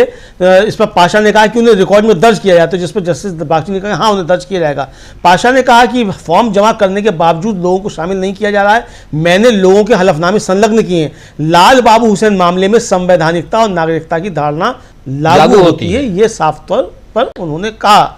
अब बेंच जो है राजीव जी 2 मिनट के लिए छोटा सा ब्रेक ले रही है और कुछ आपस में बात करेंगे। आपस में बात करने के लिए 2 मिनट का ब्रेक बेंच ले रही है। 2 मिनट का, सिर्फ 2 मिनट का बेंच ब्रेक ले रही है, क्योंकि ये बहुत गंभीर मामला यहां सामने निजामुद्दीन पाशा ने उठा दिया है और कह रहे हैं कि यहां पर बीएलओ जो है मनमानी कर रहा है और वोटर्स को देखकर नाम जोड़े जा रहे हैं। वोटर्स हमारे नहीं है तो नाम काटे जा रहे हैं। इसके बाद यहां पर पाशा ने चुनाव आयोग से जानकारी मांगने वाले एक आवेदन का जिक्र किया है कि हमने चुनाव आयोग से इस मसले पर जानकारी मांगी है, उसका जिक्र किया है, हलफनामे का जिक्र किया है। उसके बाद जस्टिस बागची कह रहे हैं, जयमाल्या बागची कह रहे हैं कि आप चाहेंगे कि चुनाव आयोग इस अदालत को बताए कि 2003 की गहन यानी इंटेंसिव जांच में कौन से दस्तावेज मांगे गए थे। ये इन्होंने कहा है कि क्या आप you would like election commission of India to enlighten this court as to what the documents called up in 2003 intensive exercise, जब उस समय इंटेंसिव एक्सरसाइज की गई थी 2003 में, जो कि 2 साल तक चली थी वो रिवीजन की प्रक्रिया, और उसमें कौन से डॉक्यूमेंट्स मांगे गए थे। तो इन्होंने पाशा ने कहा कि हाँ बिल्कुल मैं चाहूंगा कि वो फॉर्म यहां पर बताएं कि आखिर कौन से डॉक्यूमेंट्स उस समय मांगे गए थे, और फॉर्म जमा करने के बावजूद लोगों को शामिल नहीं किया जा रहा है। ये बहुत दुखद है। इस वक्त मैंने लोगों के हलफनामे जिनके नाम नहीं जोड़े जा रहे हैं उनके हलफनामे भी इस आवेदन में संलग्न किए हैं। और लाल बाबू हुसैन मामले में जिसका जिक्र आप बार बार सुन रहे हैं, लाल बाबू हुसैन का मामला, और जिसमें फाइनली राशन कार्ड जो है वो मान्य माना गया था। लाल बाबू हुसैन के मामले में संवैधानिकता और नागरिकता की धारणा लागू होती है। यह साफ साफ यहां पे कहा गया है कि संवैधानिकता भी और नागरिकता भी, ये दोनों धारणाएं लागू होती हैं। और वो जो था डॉक्यूमेंट के रूप में राशन कार्ड था, और इन धारणाओं को यहां पर लागू करना चाहिए। ये बातें यहां पर कही जा रही हैं निजामुद्दीन पाशा की तरफ से। तो बहुत महत्वपूर्ण, बहुत गंभीर चर्चा यहां पे चल रही है अमलिंदु जी, और इसमें साफ साफ जो बात दिख रही है कि चुनाव आयोग जो है वो फंसा हुआ दिखाई दे रहा है, बुरी तरह फंसा हुआ दिखाई दे रहा है। जजेज अगर यहां पर जितनी बहस हुई है, फैसला किस दिशा में जाता है अपने को नहीं पता, लेकिन इतना जरूर है कि 3 दिनों से आप लोग इस पूरी कार्रवाई को सुन रहे हैं हमारे जरिए, और आप लोगों ने भी अभी तक, अगर आप जज की कुर्सी पर बैठे होते तो क्या करते आपको पता है। 100% आपको पता है कि यहां पर विपक्षी दलों की याचिकाएं जो हैं, विपक्ष की याचिकाएं, याचिकाकर्ताओं के वकीलों की तरफ से जो दलीलें दी जा रही हैं, उन दलीलों के आधार पर इन लोगों ने साबित कर दिया है कि चुनाव आयोग ने गैर संवैधानिक काम किया है। चुनाव आयोग के लोग गैर संवैधानिक ढंग से काम कर रहे हैं, जो मनमानी कर रहे हैं, जो वहां पर वोटर्स को देखकर उनके नाम शामिल होने चाहिए या नहीं होने चाहिए ये कर रहे हैं। ये साबित किया गया वहां पे। हाँ बिल्कुल राजीव जी, यही साबित किया गया। और ये जो लाल बाबू हुसैन मामला था, इसमें भी राजीव जी 1992 से 94 के बीच में पुलिस ने ग्रेटर बॉम्बे में लगभग 1,67,000 लोगों को जन्म प्रमाण पत्र, पासपोर्ट, नागरिकता इत्यादि प्रस्तुत करने के लिए लिखा था। और इस प्रक्रिया की वजह से कई गरीब और प्रवासी जो थे वो दिल्ली के पटपड़गंज के मटिया महल क्षेत्र के जो हैं ये लोग जो थे उससे प्रभावित हुए थे। यही मामला जो पहुंचा था, उसमें साफ साफ ये कहा गया था कि एक बार अगर किसी व्यक्ति का नाम आ गया है मतदाता सूची में तो ये स्वतः सिद्ध है कि चुनाव आयोग ने गहन प्रक्रिया के बाद और गहन जांच के बाद ही उसका नाम शामिल किया है और उसका नाम फिर अब नहीं काटा जा सकता एक बार आने के बाद, चाहे उसके खिलाफ कुछ भी आरोप हो। ये साफ था। और अगर उसका नाम हटाया जाता है तो उसकी एक प्रक्रिया होगी। आपत्तिकर्ता जो है उसको ये साबित करना होगा कि इसका नाम गलत तरीके से शामिल किया गया है। और ये सिद्ध करना उस व्यक्ति का अब काम नहीं है, ये सिद्ध करना अब अथॉरिटी का काम है कि वो नागरिकता के मतलब इसमें लिस्ट में उसका नाम होना चाहिए कि नहीं होना चाहिए। ये साफ तौर पर लाल बाबू हुसैन मामला होता। और 3 जजों की खंडपीठ थी राजीव जी, ये बार बार यहाँ याद दिलाना जरूरी है कि 3 जजों की खंडपीठ थी। और इस समय जो सुनवाई चल रही है SIR पर, ये 2 जजों की खंडपीठ है। तो इसलिए लाल बाबू हुसैन मामले को राजीव जी रद्द करने के लिए 5 जजों की खंडपीठ का फैसला जो है वो होगा। उससे पहले वो निरस्त नहीं हो सकता वो फैसला किसी भी तरीके से। तो वहां भी राजीव जी लाखों लोगों का मसला था, यहां भी लाखों लोगों का मसला है। वहां 1,67,000 लोगों का मसला था, यहां लगभग 1 करोड़ का तो आ चुका है। 65 लाख तो स्वयं स्वीकार कर लिया है चुनाव आयोग ने। और बाकी जो योगेंद्र यादव कह रहे हैं कि 29 लाख तो उनके कार्ड ही नहीं बने हैं, तो वो हो गए। तो यानी 1 करोड़ का तो मामला ये आ ही चुका।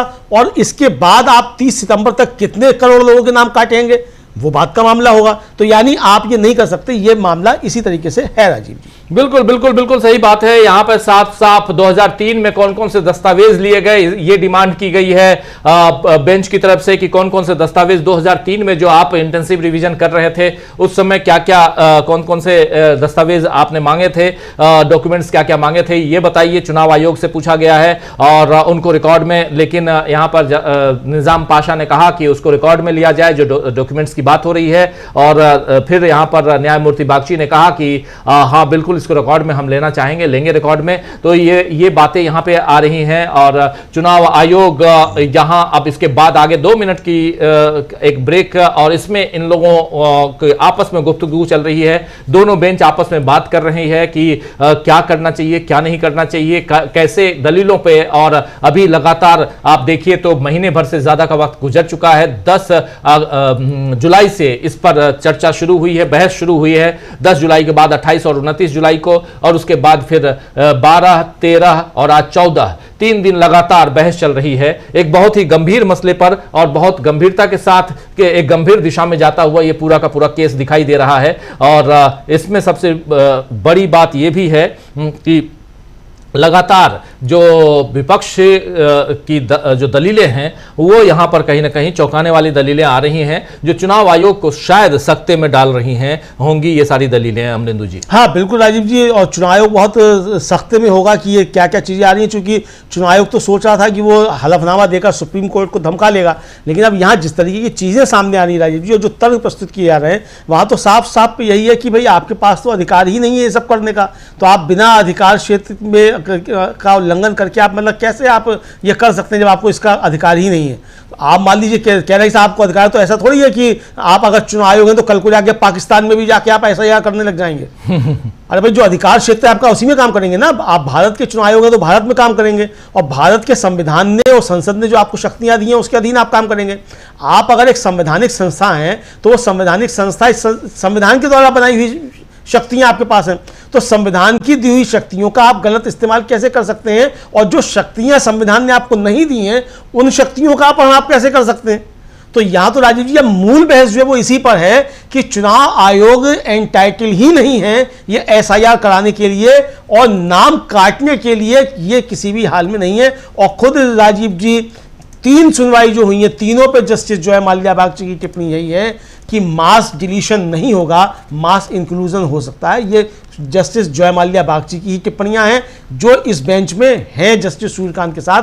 अब देखना यह है कि जस्टिस जय माल्या बागची की पिछली टिप्पणियां जो हैं वो जो अदालत का फैसला आता है उसमें परिलक्षित होती हैं कि नहीं होती हैं। जी बिल्कुल बिल्कुल, जय माल्या बागची बहुत इंपॉर्टेंट यहाँ पर एक चेहरा, लेकिन उनके सामने एक सीनियर जो अब चीफ जस्टिस ऑफ इंडिया बनने वाला है वो चेहरा है जस्टिस सूर्यकांत का। जस्टिस सूर्यकांत जिस ढंग से सवाल पूछ रहे हैं याचिकाकर्ताओं की तरफ से, तो ये लगता है कि कहीं ना कहीं थोड़ा सा इंक्लाइंड वे उनका नजर आता है चुनाव आयोग की तरफ। लेकिन ये एक तरीका भी हो सकता है कि आप हर तरह के वैसे सवाल पूछ लें जिन सवालों के दम पर आपको घेरा जा सकता है और इसके बाद चुनाव आयोग क्या जवाब देता है। इसीलिए यहां पर मुझे पर्सनली सबसे ज्यादा इंटरेस्ट वो आएगा जब यही चीफ जस्टिस सूर्यकांत जो हैं ये पूछेंगे, जब सवाल पूछेंगे चुनाव आयोग से, किस तरह के सवाल चुनाव आयोग से वो पूछते हैं, कैसा जवाब चुनाव आयोग देता है। राकेश द्विवेदी उनकी तरफ से, चुनाव आयोग की तरफ से डिफेंड कर रहे हैं, वो कैसा जवाब देते हैं, ये देखना बड़ा मजेदार रहेगा। लेकिन इस वक्त 2 मिनट का जो ब्रेक इन्होंने लिया था वो ब्रेक अब समाप्त हो चुका है। फिर से अब बहस की तरफ बढ़ रहे हैं और इन लोगों के बीच, दोनों जजों के बीच एक गहन चिंतन, यहां भी इंटेंसिव रिवीजन की तरह इंटेंसिव चिंतन चल रहा था। गहन चिंतन कर रहे थे दोनों और गुफ्तगू अब आगे क्या होता है, क्या बातें, निजाम पाशा अपनी बात रखेंगे या कोई दूसरे सीनियर एडवोकेट हैं शोएब आलम, उन्होंने अब दलीलें शुरू की हैं और उन्होंने कहा कि मैं धारा 21 के तहत दाईं ओर हूं और उन्होंने कहा कि देखिए, और बताया उन्होंने कि जो कारण दर्ज किए जाने हैं विवादित अधिसूचना में कारणों का अभाव है। गढ़ी गई प्रक्रिया ना तो संक्षिप्त है और ना ही गहन है, बल्कि विवादित अधिसूचना का ही एक परिणाम है। शक्तियों के प्रयोग की वैधानिक सीमाएं तभी पूरी हो सकती हैं जब कारण लिखित रूप में दर्ज किए जाएं। वही बात आ गई राजीव जी कि जो आपने कारण दिए हैं जिस पे आप नाम काट रहे हैं, तो आपको वो कारण देने होंगे कि क्या कारण है, आप इसको ऐसे नहीं काट सकते और आपकी शक्तियां जो हैं वो सीमित हैं साफ तौर पर। और दूसरी बात ये कि शक्तियां तो सीमित हैं ही और इसके साथ साथ ये गढ़ी गई प्रक्रिया ना तो संक्षिप्त है और ना ही गहन है। जी जी बिल्कुल, ये ना तो वरिष्ठ वकील है, वरिष्ठ अधिवक्ता है, सीनियर एडवोकेट हैं शोएब आलम। शोएब आलम अब खड़े हुए हैं, निजाम पाशा बैठ गए और उन्होंने कंक्लूड कर दिया। अब शोएब आलम खड़े हुए हैं और वो जो अपनी दलील दे रहे हैं, तो उन्होंने भी रिप्रेजेंटेशन ऑफ पीपुल एक्ट 1950 की धारा 21 का जिक्र किया है, 21 का जिक्र किया है और उसका जिक्र करके कह रहे हैं कि मैं राइट हूं, मैं सही हूं यहां पे। और उसके बाद वो कह रहे हैं कि आप उसमें जो ये जो रिप्रेजेंटेशन ऑफ पीपुल एक्ट 1950 की धारा 21 जो है उसमें देखिए कि रीजंस टू बी रिकॉर्डेड यहां लिखा हुआ है, यानी कारण जो है वो दर्ज किए जाने हैं या जाने चाहिए। कारण, जो भी कारण है वो दर्ज किए जाने चाहिए और इसमें फिर इस पूरे जो ये एसआईआर है उसको विवादित कह रहे हैं वो कि विवादित मामला है। और विवादित इसलिए है क्योंकि पूरी की पूरी प्रक्रिया जो है वो रिप्रेजेंटेशन ऑफ पीपुल एक्ट 1950 के तहत नहीं आती है। ये प्रक्रिया संवैधानिक रूप से गलत है। ये यहां साबित करने के लिए इन्होंने ये खड़े हुए हैं, ये बात अपनी रख रहे हैं और यहां पर कह रहे हैं कि वैधानिक रूप से चुनाव आयोग ने अपनी शक्तियों का दुरुपयोग किया है। चुनाव आयोग की जो शक्तियां हैं, सीमाएं हैं, उसका दुरुपयोग ये वैधानिक रूप से किया जा रहा है। इसीलिए इस पूरे के पूरे गहन पुनरीक्षण का जो काम है ये विवादित मामला है और इसको तुरंत खत्म किया जाना चाहिए। ये यहां पर कह रहे हैं शोएब आलम। उन्होंने अपनी जो दलीलें पेश की हैं उस आधार पे, उस हिसाब से यहां पर देखा जा रहा है कि शोएब आलम आ गए हैं, सीनियर एडवोकेट हैं, वो आ गए हैं अपनी बात रखने के लिए और ये अपनी बात यहां रख रहे हैं। और अब देखिए निजाम पाशा खड़े हुए, निजाम पाशा से भी बातचीत हो गई। अब निजाम पाशा के बाद 2 मिनट की ब्रेक ली गई और 2 मिनट के ब्रेक के बाद अब शोएब आलम आ गए हैं जो अपनी बात रख रहे हैं और इन्होंने भी रिप्रेजेंटेशन ऑफ पीपुल एक्ट 1950 का हवाला दिया है और उसमें धारा यानी सेक्शन 21 का हवाला देते हुए, और 21 पर लगातार बात चल रही है, सेक्शन 21 की बात लगातार हो रही है और उसमें खासकर 21 की जो 3 है उपधारा सेक्शन 21 की जो सेक्शन सब सेक्शन जो 3 है, वहां पे साफ साफ कहा गया है कि किसी का नाम काटने के लिए क्या कारण हो सकता है। कल आप याद होगा आपने बताया था कि किन किन वजहों से किसी का नाम हटाया जा सकता है। वो अगर कन्विक्टेड है, वो अगर मानसिक रूप से विक्षिप्त है इसलिए वोट नहीं दे सकता है, ये बहुत सारी चीजें हैं उसमें, और इसीलिए 21 पे आ रहे हैं और यहां पर भी वो चुनाव आयोग पर उंगलियां उठा रहे हैं कि चुनाव आयोग यहां पर गलत कर रहा है। अमलेंदु जी। हाँ बिल्कुल राजीव जी, इसीलिए चुनाव आयोग पर जो उंगलियां उठ रही हैं कि ये संविधान की जो धाराएं हैं उनका उल्लंघन कर रहा है, लोक प्रतिनिधित्व अधिनियम जो है उसका उल्लंघन कर रहा है, और जो शक्तियां इसको हासिल नहीं हैं उनका ये उपयोग कर रहा है। सबसे बड़ी बात यह है कि इसको ये करने का कोई अधिकार ही नहीं है। और उनका जो कहना है साफ तौर पर, अभी जो खड़े हुए एडवोकेट शोएब आलम, उनका कहना है कि ना तो ये रिवीजन है और ना ही ये इंटेंसिव है। ये दोनों नहीं है, और ये आपने अपनी तरफ से मनगढ़ंत दस्तावेज तैयार कर लिया, ये उनका साफ तौर पर कहना है राजीव जी कि ये जो है मतलब आपको ये अधिकार भी नहीं है और आप इसमें कोई भी पालन जो है वो प्रक्रिया का नहीं कर रहे हैं, और कारण आपको बताना है। अगर आप कोई भी नाम काटते हैं तो ये कारण कोई भी नहीं बताया गया है, ये साफ तौर पर उनका कहना है राजीव जी। इन्होंने साफ साफ रीजंस टू बी रिकॉर्डेड यहां पे बोला है, कारण दर्ज किए जाने चाहिए, और कारण क्या है वो आप बता नहीं रहे हैं। 21 के तहत जो है वो अपनी बात रख रहे हैं, सेक्शन 21 के तहत, और कह रहे हैं कि रीजंस टू बी रिकॉर्डेड, लेकिन रीजंस रिकॉर्ड करने के लिए रीजंस होने चाहिए ना। और रीजन क्या है? आप इंटेंसिव रिवीजन कह रहे हैं, एसआईआर तो कह रहे हैं, लेकिन एसआईआर क्या यहां पर आप नियमों के तहत कर रहे हैं? और नियम यहां पर यह कहता है कि आप उसके तहत नहीं कर रहे हैं, वैधानिक रूप से आप गलत काम कर रहे हैं, और संवैधानिक संस्थाओं को के ऊपर वैधानिकता की बात आती है, लेकिन आपने वो सही नहीं किया है। यहां पे साफ साफ शोएब आलम, वरिष्ठ वकील, वरिष्ठ अधिवक्ता, सीनियर एडवोकेट सुप्रीम कोर्ट में इस वक्त जो बहस चल रही है एसआईआर को लेकर, इस पर अपनी बात रखते हुए शोएब आलम से पहले निजाम पाशा, उनसे पहले कल आपने देखा आज निजाम पाशा ने अपनी शुरुआत की। 12:24 का वक्त गुजर चुका है और लगभग घंटा भर हो चुका है इन लोगों के बीच जो बहस चल रही है, और इस मसले पर लगातार चर्चा जारी है। हम लोग भी पल पल की रिपोर्ट आप तक पहुंचा रहे हैं। जो साथी बाद में जुड़े हैं, आप सबका एक बार फिर स्वागत करता हूं, इस्तकबाल करता हूं। बहुत महत्वपूर्ण चर्चा, बहुत महत्वपूर्ण बहस चल रही है सुप्रीम कोर्ट में, और मुझे ऐसा लग रहा है अमलेंदु जी कि फर्स्ट हाफ में ये कंक्लूड करेंगे, याचिकाकर्ताओं को कंक्लूड कराएंगे, और सेकंड हाफ बहुत इंपॉर्टेंट होगा। मैं तो बार बार वही कह रहा हूं कि मेरे लिए सबसे ज्यादा इंपॉर्टेंट है, क्योंकि याचिकाकर्ता जो जिस ढंग से घेर रहे हैं, उन्होंने संवैधानिकता की कसौटी पर चुनाव आयोग को कह दिया है कि आपने गलत किया है। संवैधानिक कसौटी पे इन्होंने साफ साफ कहा है कि कॉन्स्टिट्यूशनली आप गलत हैं, लेकिन चुनाव आयोग कैसे डिफेंड करता है ये देखना दिलचस्प होगा। बिल्कुल राजीव जी, और उनका शोएब आलम का कहना है कि मतदाता पंजीकरण की प्रक्रिया है और इसे अयोग्य ठहराने की प्रक्रिया नहीं माना जा सकता। जो मतदाता पंजीकरण की प्रक्रिया है उसको अयोग्य ठहराने की प्रक्रिया नहीं माना जा सकता, और यह सब स्वागत करने की प्रक्रिया है, इसे अप्रिय प्रक्रिया में नहीं बदलना चाहिए। यानी कहने का मतलब वही है कि आप नाम जोड़ सकते हैं, जोड़ सकते नाम हैं। हटाने की बात मत कीजिए, आपने प्रक्रिया ही नाम हटाने के लिए की है। आप पीठ थपथपा रहे हैं, खुद की वाहवाही ले रहे थे कि आज हमने 36 लाख लोगों के नाम काट दिए, कल हमने 46 लाख लोगों के नाम काट दिए, परसों हमने 53 लाख लोगों के नाम काट दिए, और फाइनली हमने 65 लाख से ज्यादा लोगों के नाम काट दिए। आपने कभी यह नहीं बताया कि हमने इतने लाख लोगों के नाम जोड़े, आपने ये नहीं बताया कि आज इतने लाख जुड़े, कल इतने लाख जुड़े, परसों इतने लाख जुड़े, और अगर जुड़े भी हैं तो क्या ये वही हैं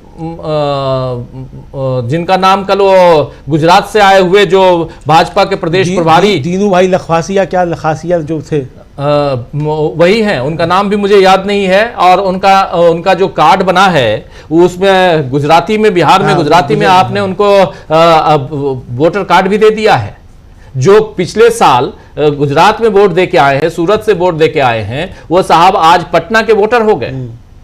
साल भर में, क्योंकि वो प्रभारी हैं, वो कल को जाएंगे पश्चिम बंगाल के प्रभारी बनके, फिर पश्चिम बंगाल के वोटर हो जाएंगे, नरसों असम जाएंगे, असम के प्रभारी हो जाएंगे, अगले दिन जाएंगे वो तमिलनाडु केरल, तो वहां के वोटर हो जाएंगे।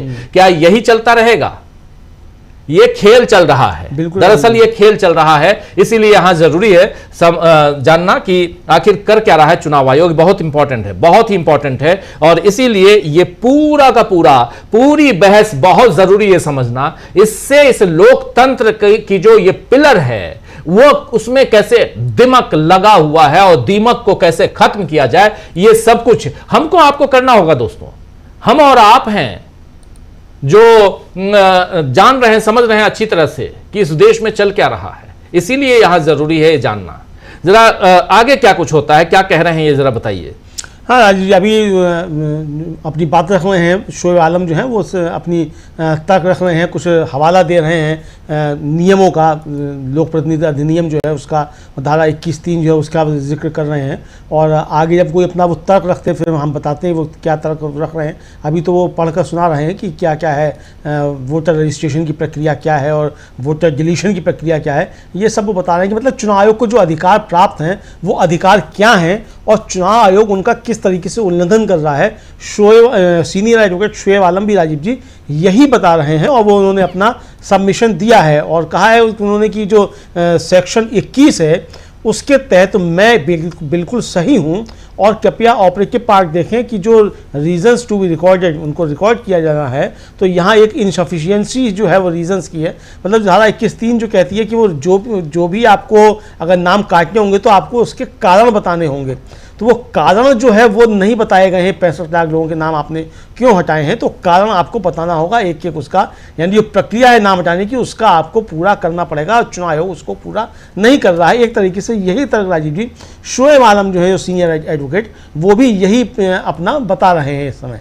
जी बिल्कुल, सीनियर एडवोकेट शोएब आलम वो खड़े हुए हैं, और जब 2 मिनट के ब्रेक के बाद जब फिर से दोनों जजों ने कहा कि चलिए और कौन बचे हुए हैं, तो उसमें सीनियर एडवोकेट शोएब आलम खड़े हुए और वो भी 21 का जिक्र यहां कर रहे हैं, सेक्शन 21 का जिक्र कर रहे हैं, और रिप्रेजेंटेशन ऑफ पीपल एक्ट 1950, 1951, 1960 इन सब का हवाला देते हुए, और उसमें भी सेक्शन 21, और उसमें कह रहे हैं उस आधार पर मैं यहां अपनी बात रखने के लिए खड़ा हुआ हूं, और मैं अपनी बात को पूरी दमदारी के साथ कह रहा हूं कि मैं यहां राइट हूं, सही हूं, और इसलिए सही हूं क्योंकि यहां चुनाव आयोग किन किन चीजों का उल्लंघन कर रहा है, किन धाराओं का उल्लंघन कर रहा है, यह हम बता रहे हैं। और उसमें 21 का उल्लंघन कैसे कर रहा है चुनाव आयोग, यहां पर यह बता रहे हैं शोएब आलम सीनियर एडवोकेट। उनसे पहले निजाम पाशा ने अपनी बात रखी। निजाम पाशा ने यहां बता दिया कि कैसे एक ही बूथ में 231 लोगों के नाम काट दिए गए हैं, जबकि उनमें से मैक्सिमम लोगों के नाम 2003 की वोटर लिस्ट में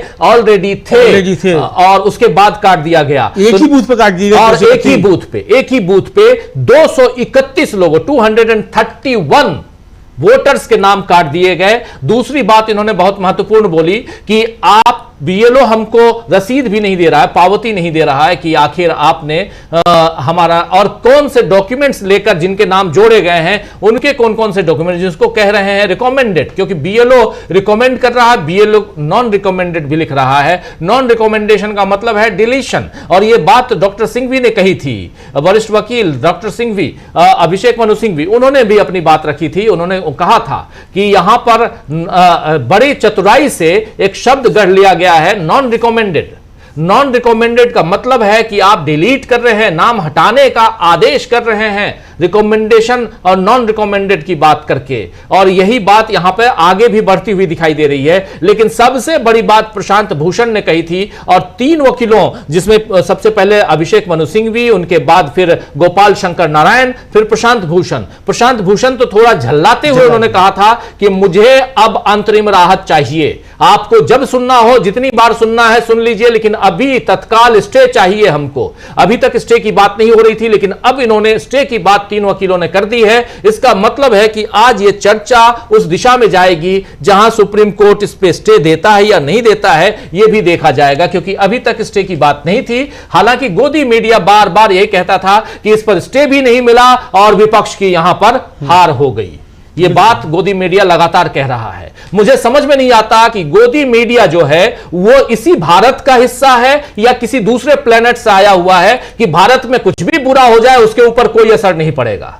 मुझे नहीं समझ में आता है। जब आप खुद शीशे की दीवार बनाए हुए यानी शीशे के घर में रह रहे हैं और दूसरे के ऊपर पत्थर मार रहे हैं, तो एक पत्थर सामने वाला आपकी तरफ भी मार सकता है, ये उम्मीद करके रहनी चाहिए।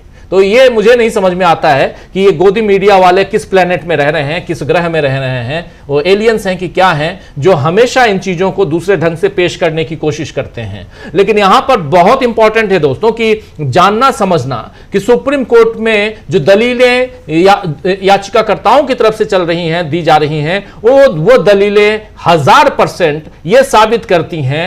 अब ये जज कहेंगे, लेकिन हम चूंकि सुन रहे हैं इसलिए कह रहा हूं कि 1000% ये साबित करती हैं कि चुनाव आयोग ने गलती कर दी है। अमलेंदु जी आगे क्या? हाँ बिल्कुल राजीव जी, शोएब आलम जो है वो किसी विधायक की तरफ से खड़े हुए हैं और वो कह रहे हैं कि जो अधिनियम है उसकी मूल भावना समावेश है, अधिक से अधिक लोगों को इसमें शामिल करना है। बिल्कुल। अयोग्यता के आधार पर उच्च सीमा की आवश्यकता होती है। ऐसे लोग हैं जिनके पास कोई दस्तावेज नहीं है, आप इस प्रक्रिया को बहिष्कृत नहीं कर सकते। अधिसूचना में किसी भी कारण का अभाव यह दर्शाता है कि संक्षिप्त और गहन संशोधन की प्रक्रिया को एसआईआर द्वारा क्यों प्रतिस्थापित किया गया है। गणना प्रपत्र जमा करने पर कोई रसीद नहीं दी गई, हमें निवास प्रमाण पत्र दिखाना होगा, हमने आवेदन किया है लेकिन अधिकारियों के व्यस्त होने के कारण उन पर कार्रवाई नहीं हो रही है, उन सभी लोगों के पास दस्तावेज नहीं है, समय सीमा समाप्त हो रही है, मैं बेसहारा हूं। इस पर एक वरिष्ठ अधिवक्ता डॉक्टर चौहान खड़े हुए, उनका तर्क था और उनका कहना था कि ये पूरी प्रक्रिया जो है ये दुर्भावनापूर्ण प्रतीत होती है। जी, कह रहे हैं कि, और डॉक्टर चौहान ये भी कह रहे हैं कि कानून द्वारा वैधानिक अपील का प्रावधान है। बिल्कुल सही बात है।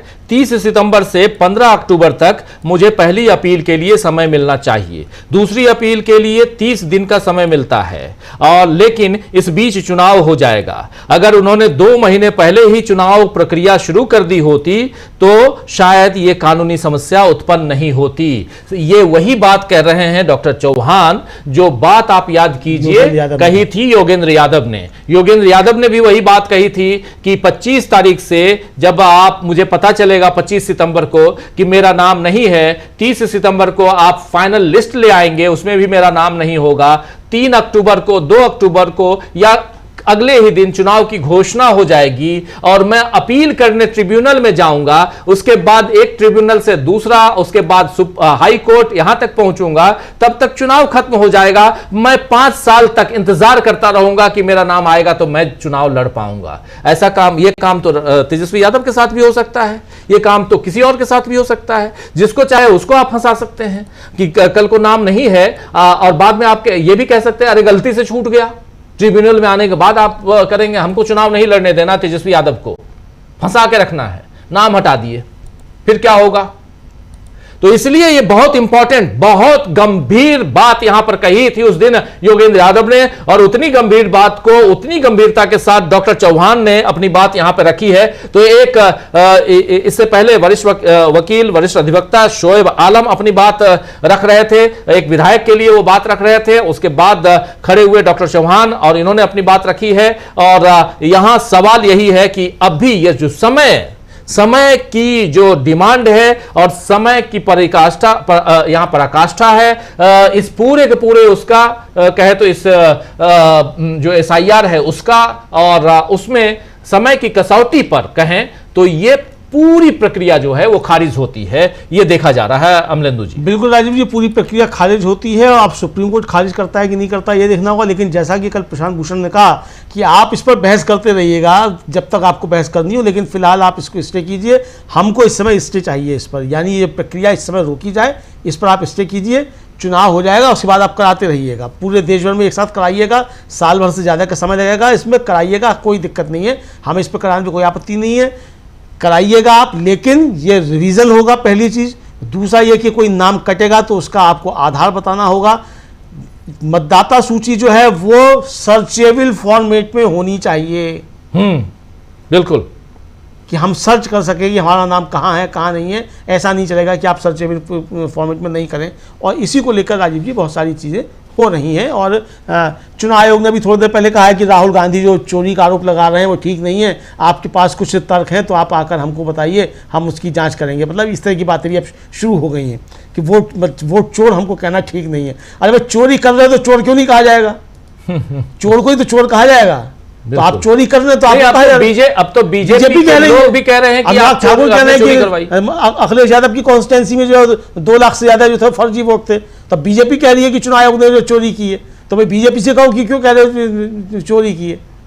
बिल्कुल बिल्कुल सही बात है। यहाँ पर एक बहुत गंभीर चर्चा, चुनाव आयोग चोर है, इसके जो बैनर पोस्टर लग रहे हैं इस पे भी बहुत गंभीर चर्चा होगी। कुल मिलाकर चुनाव आयोग को अपनी विश्वसनीयता जो है वो कायम करनी पड़ेगी, ट्रांसपेरेंसी रखनी पड़ेगी। ट्रांसपेरेंसी यानी पारदर्शिता, और अगर पारदर्शी तरीके से चुनाव नहीं करवाएंगे आप तो कहीं ना कहीं आप फंसेंगे। और चुनाव आयोग, और उसमें भी चुनाव आयुक्त जी, सबसे पहले तो चुनाव आयुक्तों की नियुक्ति पर ही सवाल खड़े होते हैं कि चुनाव आयुक्तों की नियुक्ति आखिर कैसे हुई है। उनकी नियुक्ति में प्रधानमंत्री नरेंद्र मोदी, फिर गृह मंत्री अमित शाह और तीसरे जो थे वो राहुल गांधी ने इसको बायकॉट किया। 2 लोगों ने अपने आप, राहुल गांधी ने हालांकि अपना वहां पे अपनी आपत्ति दर्ज कराई है, लेकिन ये 2 लोग तो जिसको चाहेंगे। ज्ञानेश कुमार कहां थे?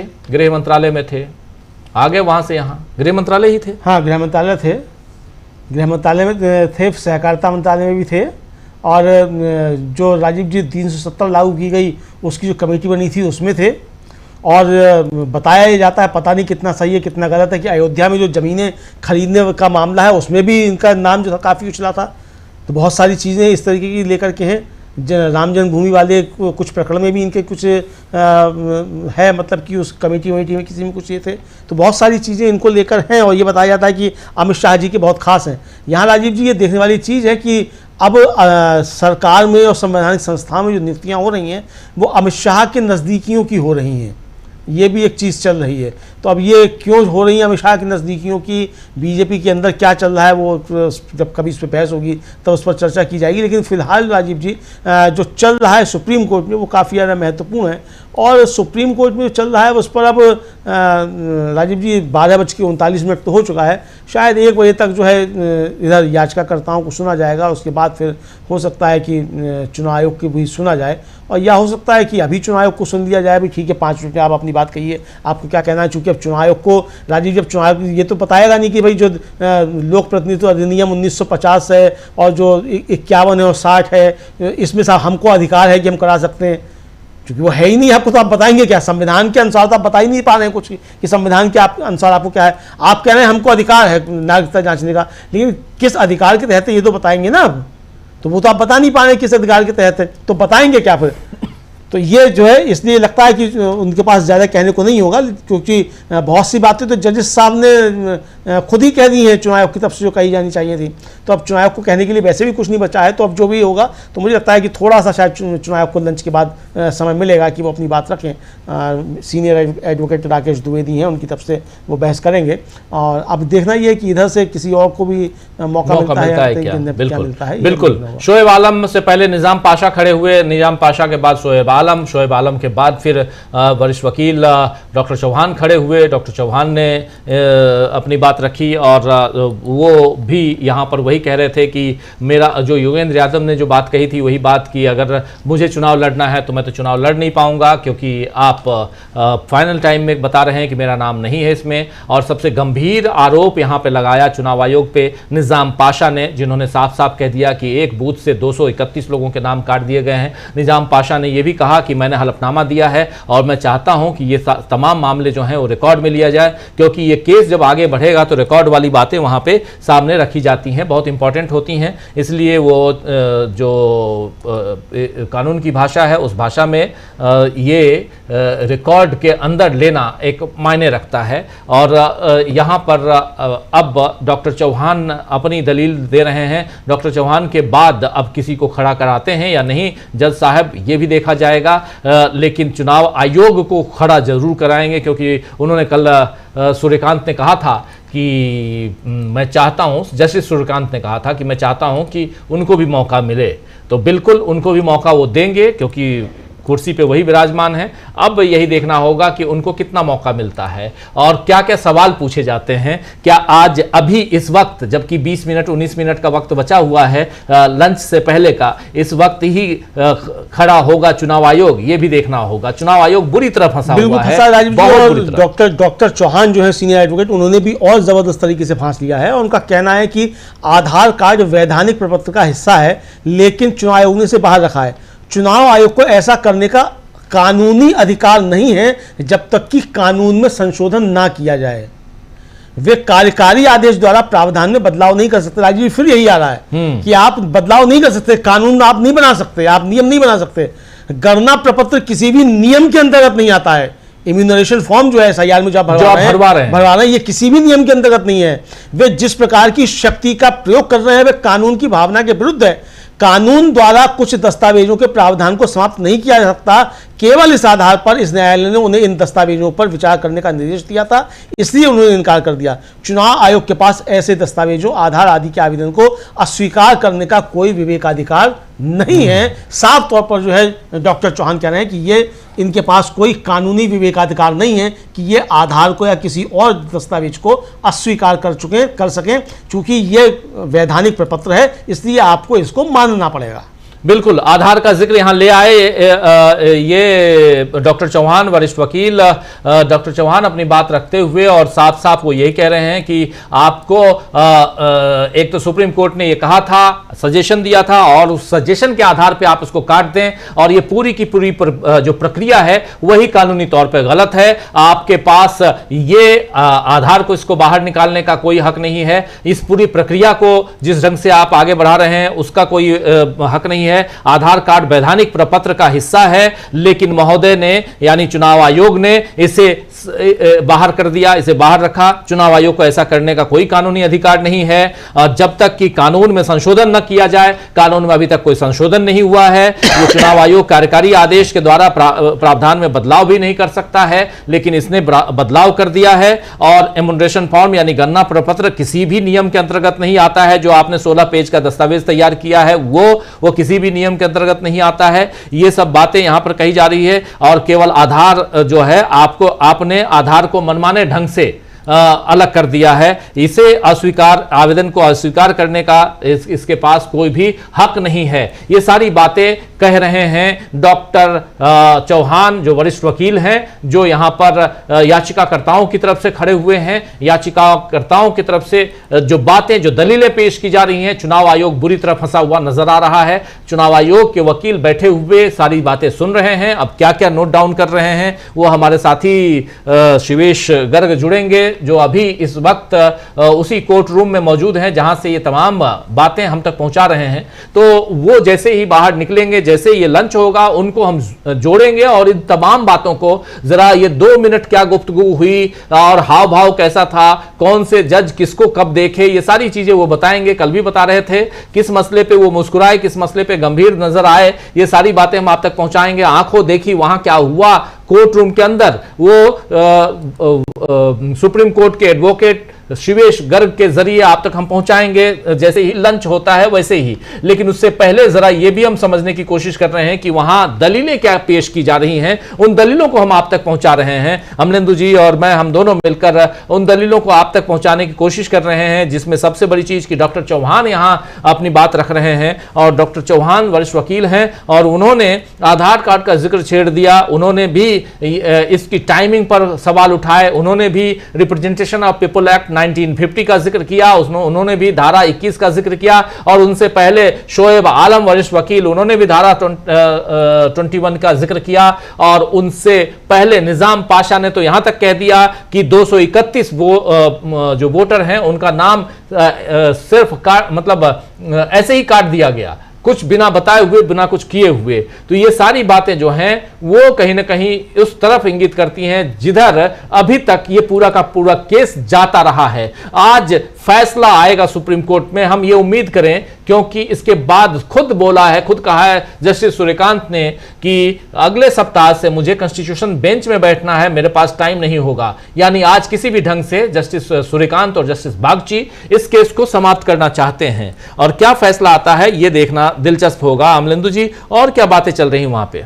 हाँ बिल्कुल राजीव जी, अभी तो चौहान साहब जो हैं वही अपनी बात रख रहे हैं, और चौहान साहब ने आधार को लेकर जो है वो बहुत सख्त तरीके से अपनी बात रखी है, और उन्होंने साफ तौर पर कहा है कि चुनाव आयोग को ये कोई अधिकार प्राप्त नहीं है कि वो कोई नियम बना सके और इससे बाहर किया जा सके। और जो फॉर्म भराया जा रहा है SIR के तहत, इम्यूनोरेशन फॉर्म, उस फॉर्म का संविधान में और लोक प्रतिनिधित्व अधिनियम में कहीं कोई उल्लेख नहीं है, तो ये फॉर्म आप नहीं बना सकते। ये संसद की शक्तियां हैं, जो वृंदा ग्रोवर ने कहा था राजीव जी, वही बात वो जो डॉक्टर चौहान जो है वो कह रहे हैं कि ये संसद की शक्तियां हैं और आप संसद की शक्तियों का आप अपहरण नहीं कर सकते, और चुनाव आयोग के पास ऐसे दस्तावेजों, आधार आदि को अस्वीकार करने का कोई विवेकाधिकार नहीं है। साफ साफ उनका कहना यह है कि चुनाव आयोग अपने मन से कि साहब ये दस्तावेज हम स्वीकार करेंगे और ये दस्तावेज हम स्वीकार नहीं करेंगे, ये नहीं कर सकता। जो चुनाव आयोग कर रहा है उसकी राजीव जी, अब उसकी शक्तियों पर ही सीधे सीधे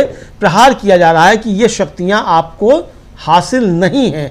सीधी सीधी बात राजीव जी यही कही जा रही है। जी बिल्कुल बिल्कुल बिल्कुल सही कह रहे हैं आप कि ये शक्तियां जो हैं, ये शक्तियां आखिर चुनाव आयोग को हासिल हैं या नहीं है। जो रिप्रेजेंटेशन ऑफ पीपल एक्ट है उस आधार पे ही चुनाव आयोग को चलना होगा। सारी संस्थाओं को उसके लिए नियम कायदे बने हैं। हम लोग एक परिवार में रहते हैं तो हमारे भी नियम कायदे हैं। हम जब चाहें तब सो जाएं, जब चाहें तब जग जाएं, ऐसा नहीं होता। रात को 12 बजे हम अचानक बहुत तेज म्यूजिक में गाना बजाने लगे, ये भी नहीं होता है। तो यानी हमारे एक परिवार में अगर नियम कायदा है तो वही नियम जो हैं वो बने हुए हैं संस्थाओं के लिए भी। वही नियम संवैधानिक संस्थाओं, स्वायत्त संस्थाओं के लिए भी, ऑटोनोमस बॉडीज के लिए भी बने हुए हैं। और ऑटोनोमस बॉडी ही है चुनाव आयोग, जो एक बढ़िया चुनाव करवाने के लिए जाना जाता रहा है। बढ़िया चुनाव मतलब संवैधानिक तौर पर उसे एक अच्छे चुनाव को कंडक्ट कराने के लिए रखा गया। ये ऑर्गेनाइजेशन खड़ा किया गया, ऐसी संस्था बनाई गई सरकार की तरफ से इस देश के संविधान के तौर पे, यानी संवैधानिक रूप से। लेकिन आगे होता क्या है, चुनाव आयोग अगर बायस्ड हो जाए, चुनाव आयोग अगर चाहे कि इस देश में हमेशा और हमेशा बीजेपी का ही शासन रहे, उधर सुप्रीम कोर्ट के जजेस चाहें कि हमको बीजेपी के खिलाफ कोई फैसला देना ही नहीं है, तब तो फिर देश चलेगा कैसे, लोकतंत्र चलेगा कैसे। कम से कम इन लोगों को, ऐसी संस्थाओं को ये तो करना ही पड़ेगा कि वहां पर वो पारदर्शिता रखें, ट्रांसपेरेंसी रखें, और साथ साथ उनको ये भी रखना होगा कि हम यहां किसी के साथ जब जस्टिस की बात आएगी तो जस्टिस देंगे हम, यानी वहां हम जस्टिस के इर्द गिर्द किसी के लिए, किसी के प्रति किसी भी ढंग का भेदभाव नहीं रखेंगे। लेकिन क्या यहां भेदभाव की बात, जब जैसे निजाम पाशा ने कहा, वो भेदभाव वाली बात कही, उन्होंने उजागर करने की कोशिश की। उन्होंने कहा कि हमने हलफनामा दिया है और उन्होंने बता दिया कि यह भेदभाव है। आखिर क्यों? चुनाव आयोग यहां फंसा हुआ है अमलेंदु जी, बहुत बुरी तरह फंसा हुआ है। बहुत बुरी तरह चुनाव आयोग फंसा हुआ है, और कोई जवाब जो है चुनाव आयोग के पास है भी कि नहीं ये पता नहीं। अब एक एडवोकेट रश्मि सिंह राजीव जी खड़ी हुई हैं और वो कह रही हैं कि जो इसका आदेश है चुनाव आयोग का, ये बिल्कुल एक तरीके से गलत है। उनका कहना यह है कि चुनाव आयोग का आदेश मनमाना है, इसमें सोच समझकर काम नहीं लिया गया है। सबसे पहले तो इसमें जल्दबाजी दिखाई गई है। बिहार जैसे राज्य में इस प्रक्रिया को पूरा करने की समय सीमा देखिए। एक ऐसे राज्य में जो डिजिटल साक्षरता में इतना आगे नहीं बढ़ा है, 1 करोड़ लोगों को दस्तावेज अपलोड करने के लिए भी सितंबर और अक्टूबर में बाढ़ का खतरा ज़्यादा होता है, और उसी समय ये प्रक्रिया पूरी की जा रही है। ये भी राजीव जी एडवोकेट रश्मि सिंह जो हैं, ये भी वही बात समय को लेकर कह रही है कि चुनाव आयोग का जो प्रक्रिया है ये इस समय की जा रही है, इसके पीछे इसकी मंशा जो है वो दुर्भावनापूर्ण है, और ये मनमाना जो है उसका फैसला ये चुनाव आयोग का है राजीव जी। जी बिल्कुल बिल्कुल, एडवोकेट रश्मि सिंह ये खड़ी हुई और ये अपनी बात ये भी इलेक्शन कमीशन ऑफ इंडिया के इस पूरे ऑर्डर पे, इस आदेश को मनमाना करार देते हुए अपनी बात रखी है और कह रही हैं कि चुनाव आयोग का जो ये आदेश है, SIR है, वो मनमाना है, सोच समझकर काम नहीं लिया गया, नियमों का पालन नहीं किया गया और इसको बड़ी जल्दबाजी में करवाया जा रहा है। और बिहार जैसे राज्य में इस प्रक्रिया को पूरा करने की समय सीमा देखिए, 1.5-2 महीने में आप पूरी प्रक्रिया, 1 महीने में तो आपने आपने नाम सारे ले लिए, उसके बाद आप 1 महीने में आप कह रहे हैं इसका रिवीजन करेंगे हम, और 1 महीने अगले महीने कह रहे हैं कि हम पूरी फाइनल लिस्ट दे देंगे, यानी 3 महीने में पूरा का पूरा काम आप कर लेंगे, जो कि कम से कम 2 साल 3 साल की प्रक्रिया है। और उसके अलावा ऐसे राज्य में जो डिजिटल साक्षरता में इतना आगे नहीं है, डिजिटल साक्षरता में इतना आगे नहीं है, 1 करोड़ लोगों को दस्तावेज अपलोड करने के लिए भी उनके पास इंटरनेट की सुविधा नहीं है। यहां पे 8 करोड़ मतदाता, 7 करोड़ 90 लाख मतदाताओं में से लगभग कम से कम गिरी से गिरी हालत में 1 करोड़ मतदाता ऐसे हैं जिनके पास डिजिटल कोई साधन ही नहीं है। उनको आपने कह दिया अपलोड करने की बात हो गई। सितंबर और अक्टूबर में बाढ़ का खतरा ज्यादा होता है बिहार में, और उसी समय आप ये प्रक्रिया पूरी करने जा रहे हैं। तो ये कहां से जायज है, कितना उचित है, कितना जायज है, ये सवाल रश्मि सिंह, एडवोकेट रश्मि सिंह यहां पर रख रही हैं। तो ये भी याचिकाकर्ता की तरफ से हैं, ये अपनी बात रख रही हैं और आगे भी अपनी बात रख रही हैं। और वो ये भी कह रही है रश्मि सिंह कि जब बिना किसी नोटिस के स्वतः संज्ञान लेकर कोई नाम हटाया जाता है तो ये खुद आपके मैनुअल के विरुद्ध है। जो चुनाव आयोग का मैनुअल है उसके विरुद्ध है, चूंकि उस मैनुअल में भी आपको नाम हटाने के लिए जो तरीके हैं वो अपनाने पड़ेंगे, और स्वतः संज्ञान लेकर बिना किसी नोटिस के आप नाम नहीं हटा सकते।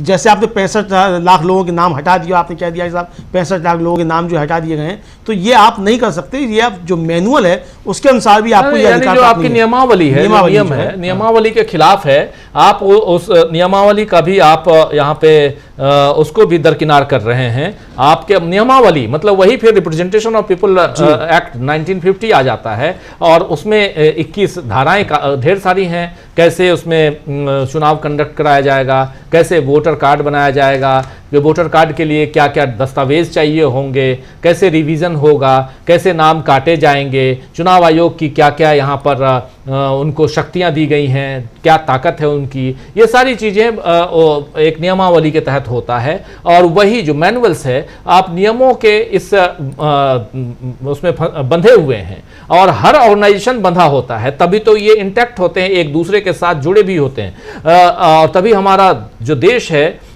तभी हमारा लोकतंत्र जो है वो जिसमें हम कहते हैं ये अक्षुण्ण रहेगा, अक्षुण्ण है, इंटैक्ट है। लेकिन यहाँ पर बात तो दूसरी आ रही है, बात सीधी सीधी आ रही है कि आप कहीं ना कहीं इन नियमों का पालन नहीं कर रहे हैं। और यहाँ रश्मि सिंह जो हैं एडवोकेट, उन्होंने अपनी बात इसी हिसाब से, इसी आधार पे रखना शुरू की है। ये पूरा मौका दे रहे हैं, ये दिख रहा हूं मैं, बिल्कुल पूरा मौका। बाद में ये होगा कि हमने सबकी सुन ली, हमने पूरा मौका दे दिया। अब मैं आपको बताने जा रहा हूं कि क्या करना है। बिल्कुल राजीव जी, पूरा मौका दे रहे हैं सुनने का, और पूरा मौके से सुन रहे हैं, और मतलब पूरा मौका सुनकर ही आदेश आएगा, ये तो समझ में आ रहा है कि सुनकर ही आएगा। अब आदेश क्या आएगा ये तो जज साहिबान जाने की आदेश आएगा, आदेश पहले से तैयार है या सुनकर आएगा, अब ये भी देखना होगा। लेकिन सुना पूरा जा रहा है, इसमें कोई शक नहीं है, बात पूरी सुनी जा रही है। प्राकृतिक न्याय का जो सिद्धांत है उसका पूरा पालन किया जा रहा है कि आपकी हमने पूरी बात सुनी, और सुनने के बाद जो है फिर हमने फैसला दिया, तो वो फैसला पूरा बात सुनने के बाद आएगा। लेकिन जो एडवोकेट रश्मि सिंह है राजीव जी, इन्होंने भी वही सवाल उठाए हैं जो अभी तक एडवोकेट शुएब आलम ने उठाए, या वृंदा ग्रोवर ने जिससे शुरुआत की थी, सीधी सीधी यही कि भाई आपको शक्तियाँ नहीं हैं कि आप इस तरीके से नाम काट सकें। और आपका सबसे बड़ी बात यहाँ पे अमलेंदु जी ये है कि सो मोटो डिलीशन वाली जो बात आ रही है कि आपने वन फाइन डे ये कह दिया कि कल से हम SIR लॉन्च कर रहे हैं, और पूरे बिहार के जितने भी वोटर हैं सबको फॉर्म भर के देना होगा। यानी अगर मैंने फॉर्म नहीं दिया तो मेरा नाम डिलीट हो गया, अगर मैंने फॉर्म भर के नहीं दिया मेरा नाम डिलीट हो गया, और मैं कहीं बाहर हूं, नहीं दे पाया, मैं बीमार हूं या कुछ और है, इस कारण डिलीट हो गया, तो ये शक्ति, ये ताकत आपको कहां से मिल गई? इस पर सवाल एक नहीं तमाम एडवोकेट्स ने उठाए हैं कि आपने डिलीशन के इस ताकत को, इस शक्ति को आप कहां से ले आए, किस नियम के अनुसार आपने ये काम कर दिया। आपका ये पूरा का पूरा प्रोसेस, पूरी प्रक्रिया जो है, पूरी प्रोसीजर जो है पूरा, वो गलत है, और यही बात साबित की जा रही है, लगातार बार बार साबित की जा रही है यहाँ पे अमलेंदु जी। बिल्कुल राजीव जी, बार बार यही साबित की जा रही है पूरी बात कि आपका ये प्रोसेस जो है वही सीधे तरीके से अगर कहा जाए तो ये प्रोसेस ही आपका सही नहीं है, और ये प्रोसेस आपका बहुत कानून के बाहर जाकर है, और आपको ये शक्तियाँ जो हैं वो प्राप्त नहीं हैं। साफ तौर पर कि जो आप जो कर रहे हैं ये आपके अंतर्गत नहीं है, और संविधान में, लोक प्रतिनिधित्व अधिनियम में कहीं आपको ये नहीं है कि आप ये इम्यूनरेशन फॉर्म भरवा सकते हैं। ये इम्यूनरेशन फॉर्म कहीं है ही नहीं, तो आप इसको नहीं कर सकते। नए तरीके से आप अब यहाँ पे एडवोकेट रश्मि सिंह ने अपना फाइनल कमेंट दे दिया है जी। फाइनल कमेंट रश्मि सिंह का आया है, एडवोकेट रश्मि सिंह का, कि अंतरिम प्रार्थना मेरी यही है कि इस जल्दबाजी वाली प्रक्रिया को इस चुनाव से अलग किया जाए, यानी एसआईआर को, ये शुरुआत से कही जा रही है, एसआईआर को अलग कीजिए चुनाव से। दूसरा है इसमें आधार को शामिल कीजिए, और तीसरा इन्होंने 3 डिमांड रखी है। पहली डिमांड है कि इस पूरी प्रोसीजर को, पूरी प्रक्रिया को आप चुनाव से अलग कीजिए। दूसरा है यानी चुनाव आप करवाइए 2025 जनवरी में जो आपने लिस्ट बनाई थी उस पे। दूसरा है कि इसमें आधार, इस प्रक्रिया में आधार जोड़िए। तीसरा इसमें है कि आपत्तियां स्वीकार करने की अवधि बढ़ाइए, यानी जो ऑब्जेक्शंस आएंगे जिनके नाम नहीं है वो नाम अपना जुड़वा पाएं। ये 3 इन्होंने बात अपनी रखी है। अंतरिम बात जो इन्होंने अंतरिम प्रार्थना के रूप में इन्होंने रखा है कि मेरी ये डिमांड है, और इसके साथ वो बैठ गई हैं। अब कौन खड़े होते हैं जरा वो भी देखते हैं हम। और बजने वाला है राजीव जी, 1 भी बजने वाला है, पता नहीं अभी अब इसके बाद साफ साफ कहेंगे जज साहब कि चलिए हम फैसला सुनाते हैं। हाँ, क्योंकि कल तो लंच के बाद भी सुना था, और फिर शाम में भी जब हुआ था तो आधा घंटा, बल्कि क्या 1 घंटा ज़्यादा कल सुन लिया था, 4 बजे के बाद भी 5 बजे तक, बिल्कुल 5 बजे तक सुना था पूरा। तो अब ये देखना होगा कि आज 1 बजे के बाद भी सुनते ही नहीं सुनते हैं, क्योंकि जो कल कहा था, ये कहा था कि 11 सवा 11 बजे हम इसको शुरू करेंगे और आधा घंटा आप लोगों को सुनेंगे, मतलब याचिकाकर्ताओं को, और उसके बाद फिर हम थोड़ा सा चुनाव आयोग को भी सुनेंगे। तो अब थोड़ा सा जो चुनाव आयोग को सुना जाना है वो तब लंच के बाद ही सुना जाएगा, राजीव जी इतना साफ है। अब लेकिन क्या लंच के बाद भी याचिकाकर्ताओं को भी सुना जाएगा? क्योंकि बहुत याचिकाकर्ता हैं राजीव जी। अभी कपिल सिब्बल जो थे वो इस समय उपस्थित नहीं थे, चूंकि वो अब्बास अंसारी जो गाजीपुर से उत्तर प्रदेश के विधायक रहे, उनकी सत्ता समाप्त कर दी गई है, तो उनके एक मुकदमे में सुनवाई कर रहे थे। तो हो सकता है कपिल सिब्बल भी अब आए तो वो भी आगे कुछ अपनी बात रखें। अभिषेक मनु सिंघवी ने अभी एक्चुअली रश्मि सिंह जो हैं ये एडवोकेट फौजिया शकील की तरफ से के साथ खड़ी हुई थी, और मनोज कुमार झा जो आरजेडी के सांसद हैं, उनकी तरफ से, और उसमें इन्होंने जो डिमांड किया है उसमें बहुत सारी बातें तो हैं ही, लेकिन जो डिमांड है उसी में ये डीलिंक वाली बात आती है कि इसको डीलिंक कीजिए, और इसके अलावा अंतरिम राहत जो राहत की मांग है वो मांग है।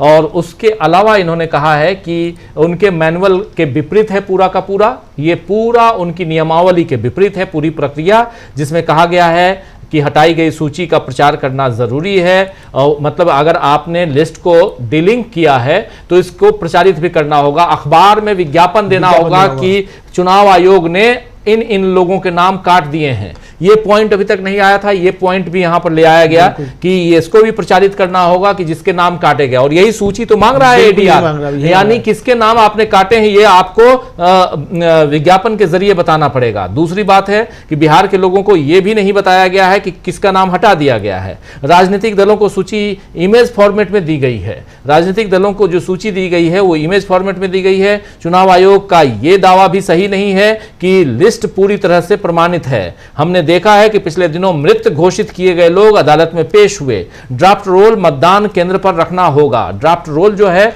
इसको भी मतदान केंद्र पर रखना होगा, ये सारी बातें इन्होंने कही। उसके बाद इन्होंने भी वही अंतरिम राहत का जो दावा इन्होंने जो डिमांड किया है वो ये है कि वर्तमान चुनाव के लिए इस जल्दबाजी वाली प्रक्रिया को डीलिंक किया जाए, आधार को स्वीकार किया जाए, चुनाव आयोग हटाई गई सूची का प्रचार करे, कारण बताते हुए करे, और दावे और आपत्तियां दर्ज करने के लिए समय सीमा बढ़ाए। सबसे बड़ी चीज कि जिनका नाम हटाया गया है उसको लिखित रूप से अखबारों के जरिए प्रचारित किया जाए कि हाँ ये नाम हटा दिया गया है। और इसीलिए ये यहां पर मनोज झा की तरफ से ये वकील फौजिया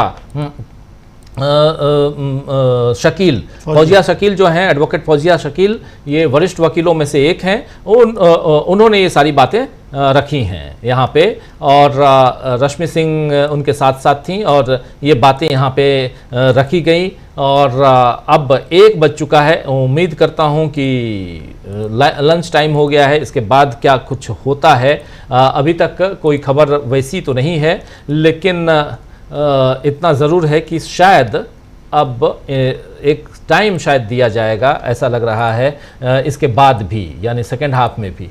क्या है अमलेंदु? हाँ बिल्कुल राजीव, मुझे लगता है कि सेकंड हाफ में भी सुनवाई तो निश्चित तौर पे होगी, चूंकि जैसा कल जस्टिस सूर्यकांत ने कहा था कि भाई चुनाव आयोग को भी थोड़ा सा सुनेंगे, थोड़ा संक्षेप में उनको भी सुनेंगे, तो संक्षेप में उनको सुनना तो पड़ेगा, चूंकि जब कहा है संक्षेप में, तो अब वो कितना सुनते हैं तो ये अब देखेंगे क्या क्या सुनते हैं क्या नहीं सुनते हैं उनको संक्षेप में।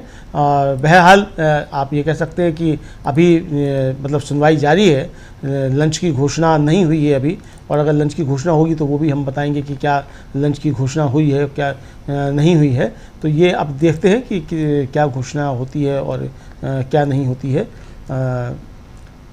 हो सकता है बिल्कुल फौजिया शकील जो हैं ये अपनी बात रखते हुए और चुनाव आयोग के का जो आदेश है वो मनमाना है, ये सारी बातें रखते हुए यहाँ पे, और फौजिया शकील की बात बहुत इंपॉर्टेंट यहाँ पे, क्योंकि डिमांड मनोज झा की तरफ से हो गई है। मनोज झा के लिए फौजिया शकील, आपको बता दूं मनोज झा यानी आरजेडी जो राष्ट्रीय जनता दल, तेजस्वी यादव लालू यादव की पार्टी, और मनोज झा राज्यसभा में सांसद हैं, दिल्ली विश्वविद्यालय में प्रोफेसर भी हैं, उन्होंने भी याचिका लगाई थी। तो अलग अलग याचिकाकर्ताओं के जो वकील हैं वो भी अपनी बात रख रहे हैं, और यहां फौजिया शकील ने अपनी बात रखी, और यहां अंतरिम डिमांड भी उन्होंने कर दी है कि हम ये डिमांड कर रहे हैं। तो फौजिया शकील हो, और चाहे वो निजाम पाशा हो या शोएब आलम हो, चाहे डॉक्टर चौहान हो, इन सब ने अपनी बात रखी है बहुत गंभीरता के साथ। और इन बातों में सबसे बड़ी बात यही है कि सबने ये साबित करने की कोशिश की कि ये पूरी की पूरी प्रक्रिया जो है वो गलत है, गलत दिशा में, गलत ढंग से, गैर संवैधानिक ढंग से इसको यहां पर लाया गया है, यह साफ साफ बताया जा रहा है। 1:02 का वक्त हो चुका है, अभी तक यह खबर नहीं आई है कि लंच का समय घोषित किया जाए या इसको आगे बढ़ाया जाए, ये यहां दिखाई दे रहा है। अमलेंदु जी, क्या कुछ और है ये भी हम जानेंगे, और थोड़ी देर में हमारे साथी, जैसे ही लंच होता है हमारे साथी शिवेश भी जुड़ेंगे, वही हैं, और उनसे बेहतर और कौन बताएगा कि कोर्ट रूम में आखिर चल क्या रहा है, चला क्या आखिर, क्योंकि अभी लंच का वक्त होगा, अभी तक ये बताया नहीं गया है, लंच की घोषणा नहीं हुई है, इसलिए आप हमारे साथ बने रहिए दोस्तों। लंच की घोषणा अभी तक नहीं हुई है, और ये सुनवाई चल रही है, अभी सुनवाई चल रही है। चल रही है जी, सुनवाई चल रही है। और क्या चल रहा है, कौन खड़ा है, जरा ये एडवोकेट फौजिया शकील जो है वही अपनी बात रख रही हैं, एडवोकेट फौजिया शकील जो है वही बात कर रही हैं, और वो भी आधार को उसमें शामिल करने की बात कर रही हैं, और वो साफ तौर पर कहती सुनी जा सकती हैं कि इसमें आप आधार को भी आप इसमें शामिल कीजिए, और चुनाव आयोग का आदेश मनमाना है और इसमें सोच समझकर काम नहीं लिया गया है। इसमें सबसे पहले इसमें जल्दबाजी दिखाई गई है। बिहार जैसे राज्य में इस प्रक्रिया को पूरा करने की समय सीमा देखिए, एक ऐसे राज्य में जो डिजिटल साक्षरता में इतना आगे नहीं बढ़ा है, 1 करोड़ लोगों के लिए भी दस्तावेज अपलोड करना जरूरी है। सितंबर अक्टूबर में बाढ़ का मौसम भी पूरा होता है, यही वे समय है जब यह प्रक्रिया अपनाई जाती है। बिना किसी सूचना के स्वतः संज्ञान लेते हुए दस्तावेज हटाना भी आपके नियमों के विरुद्ध है। अंतिम प्रार्थना है कि इस जल्दबाजी वाली प्रक्रिया को उस चुनाव से अलग किया जाए, आधार को उसमें शामिल किया जाए, और आपत्तियां स्वीकार करने की अवधि बढ़ाई जाए। तो यही जो है उनकी तरफ से भी, फौजिया शकील की तरफ से भी राजीव जी बिल्कुल। उसके अलावा इनका कहना है कि पर्याप्त बुनियादी ढांचे के बिना बीएलओ को अव्यवहारिक काम सौंपे जा रहे हैं। पर्याप्त बुनियादी ढांचे यानी बुनियादी ढांचा जो है वो नहीं है जो होना चाहिए, यानी इंफ्रास्ट्रक्चर की कमी है, और उसके बिना बीएलओ को वो काम सौंपा जा रहा है जो अव्यवहारिक है, जो काम अव्यवहारिक है वो काम यहां पे सौंपा जा रहा है बिना इंफ्रास्ट्रक्चर के, और उन्हें प्रतिदिन 100 फॉर्म जमा करने पड़ रहे हैं, जबकि प्रतिदिन 40 फॉर्म जमा करना भी मुश्किल है। केवल 0.37% एससी समुदाय के पास ही कंप्यूटर की पहुंच है। ये उनका अपना जातिगत सर्वेक्षण था। ये उस सर्वेक्षण के आधार पर इनका कहना है कि शेड्यूल कास्ट कम्युनिटी जो है उसके पास जो एक्सेसिबिलिटी है, कंप्यूटर तक पहुंच जो है वो सिर्फ और सिर्फ 0.37% है, और इतना कम उसमें जो एक्सेसिबिलिटी है, यानी इस जाति के, इस समुदाय के लोगों के पास, इस जाति के लोगों के पास जो है उनकी पहुंच उतनी नहीं है कि वो कंप्यूटर तक पहुंच पाए, और वो लोग कैसे भरेंगे। और इन्होंने बीएलओ के ऊपर जो भी ज्यादती हो रही है ये भी बताया है। कह रही हैं कि रश्मि सिंह भी हैं साथ में, इनका कहना है, और फौजिया दोनों का कहना यही है कि 100 फॉर्म रोज जमा करने के लिए कहा गया इन लोगों को, 100 फॉर्म, लेकिन इनकी कैपेसिटी 40 फॉर्म जमा करने की है प्रतिदिन, और 100 फॉर्म, यानी 2.5 गुना आप दे रहे हैं, 2.5 गुना ज्यादा। ये अपने आप में उनके ऊपर भी ज्यादती हो रही है। ये बात यहां पर फौजिया कह रही हैं, रश्मि कह रही हैं, रश्मि सिंह कह रही हैं, और आरजेडी की तरफ से ये बात कही जा रही है। अमलेंदु जी, आरजेडी की तरफ से ये याचिका लगाई मनोज झा ने, और यहां पर बहस अभी जारी है। 1:06 बहस जारी है, और इसीलिए बने रहिए आप हमारे साथ। हम तो ये उम्मीद कर रहे थे कि अभी लंच पे उठ जाएंगे जजेज, लेकिन अभी बैठे हुए हैं, बहस जारी है। आज लगता है राजीव जी बिना लंच के आज पूरी सुनवाई होगी, शायद ऐसा लग रहा है। जी, हाँ, बिना लंच के आज पूरी सुनवाई होगी, चूंकि जस्टिस सूर्यकांत ने बताया है कि सोमवार से उनको तो कॉन्स्टिट्यूशन बेंच में बैठना है। तो आज राजीव जी इस बेंच को कुछ ना कुछ फैसला तो देना है, इंटरिम आदेश कुछ ना कुछ देना है।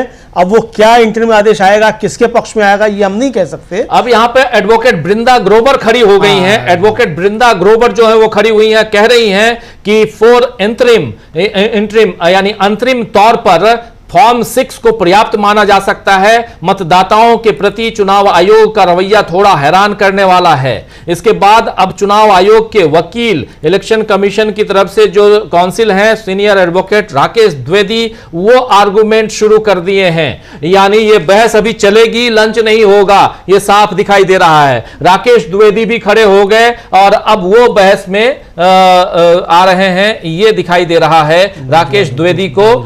लेकिन राकेश द्विवेदी शायद लंच के बाद बैठेंगे। हाँ, 2 बजे करेंगे राकेश द्विवेदी, चूंकि लंच के बाद ही अब इस पे आगे उनको समय मिलेगा। चूंकि अभी बृंदा ग्रोवर अपनी बात रख रही हैं, बृंदा ग्रोवर की बात खत्म होते ही राजीव जी फिर बेंच उठ जाएगी लंच के लिए, और उसके बाद फिर जो है वो जो राकेश द्विवेदी हैं वो फिर चुनाव आयोग की तरफ से अपनी दलील। बिल्कुल, बृंदा ग्रोवर ने ये बात कह दी कि फॉर्म 6 जो है उसको वही मान्य है उनके अनुसार, यानी उनके अनुसार मतलब चुनाव आयोग के अनुसार फॉर्म 6 मान्य है, इसे पर्याप्त माना जाए, क्योंकि गणना फॉर्म की संवैधानिकता को इस न्यायालय में चुनौती दी गई है। यानी गणना फॉर्म क्या, एनुमरेशन फॉर्म जो है जिसको अभी आप भरवा रहे हैं SIR के तहत, उसकी संवैधानिकता को इस न्यायालय में चुनौती दी गई है, हम सब ने चुनौती दी है। इसीलिए ये मामला जो है इसको रफा दफा किया जाए। यहां पर साफ साफ इन्होंने इस मामले को रद्द करने की डिमांड की है, और इसके बाद फिर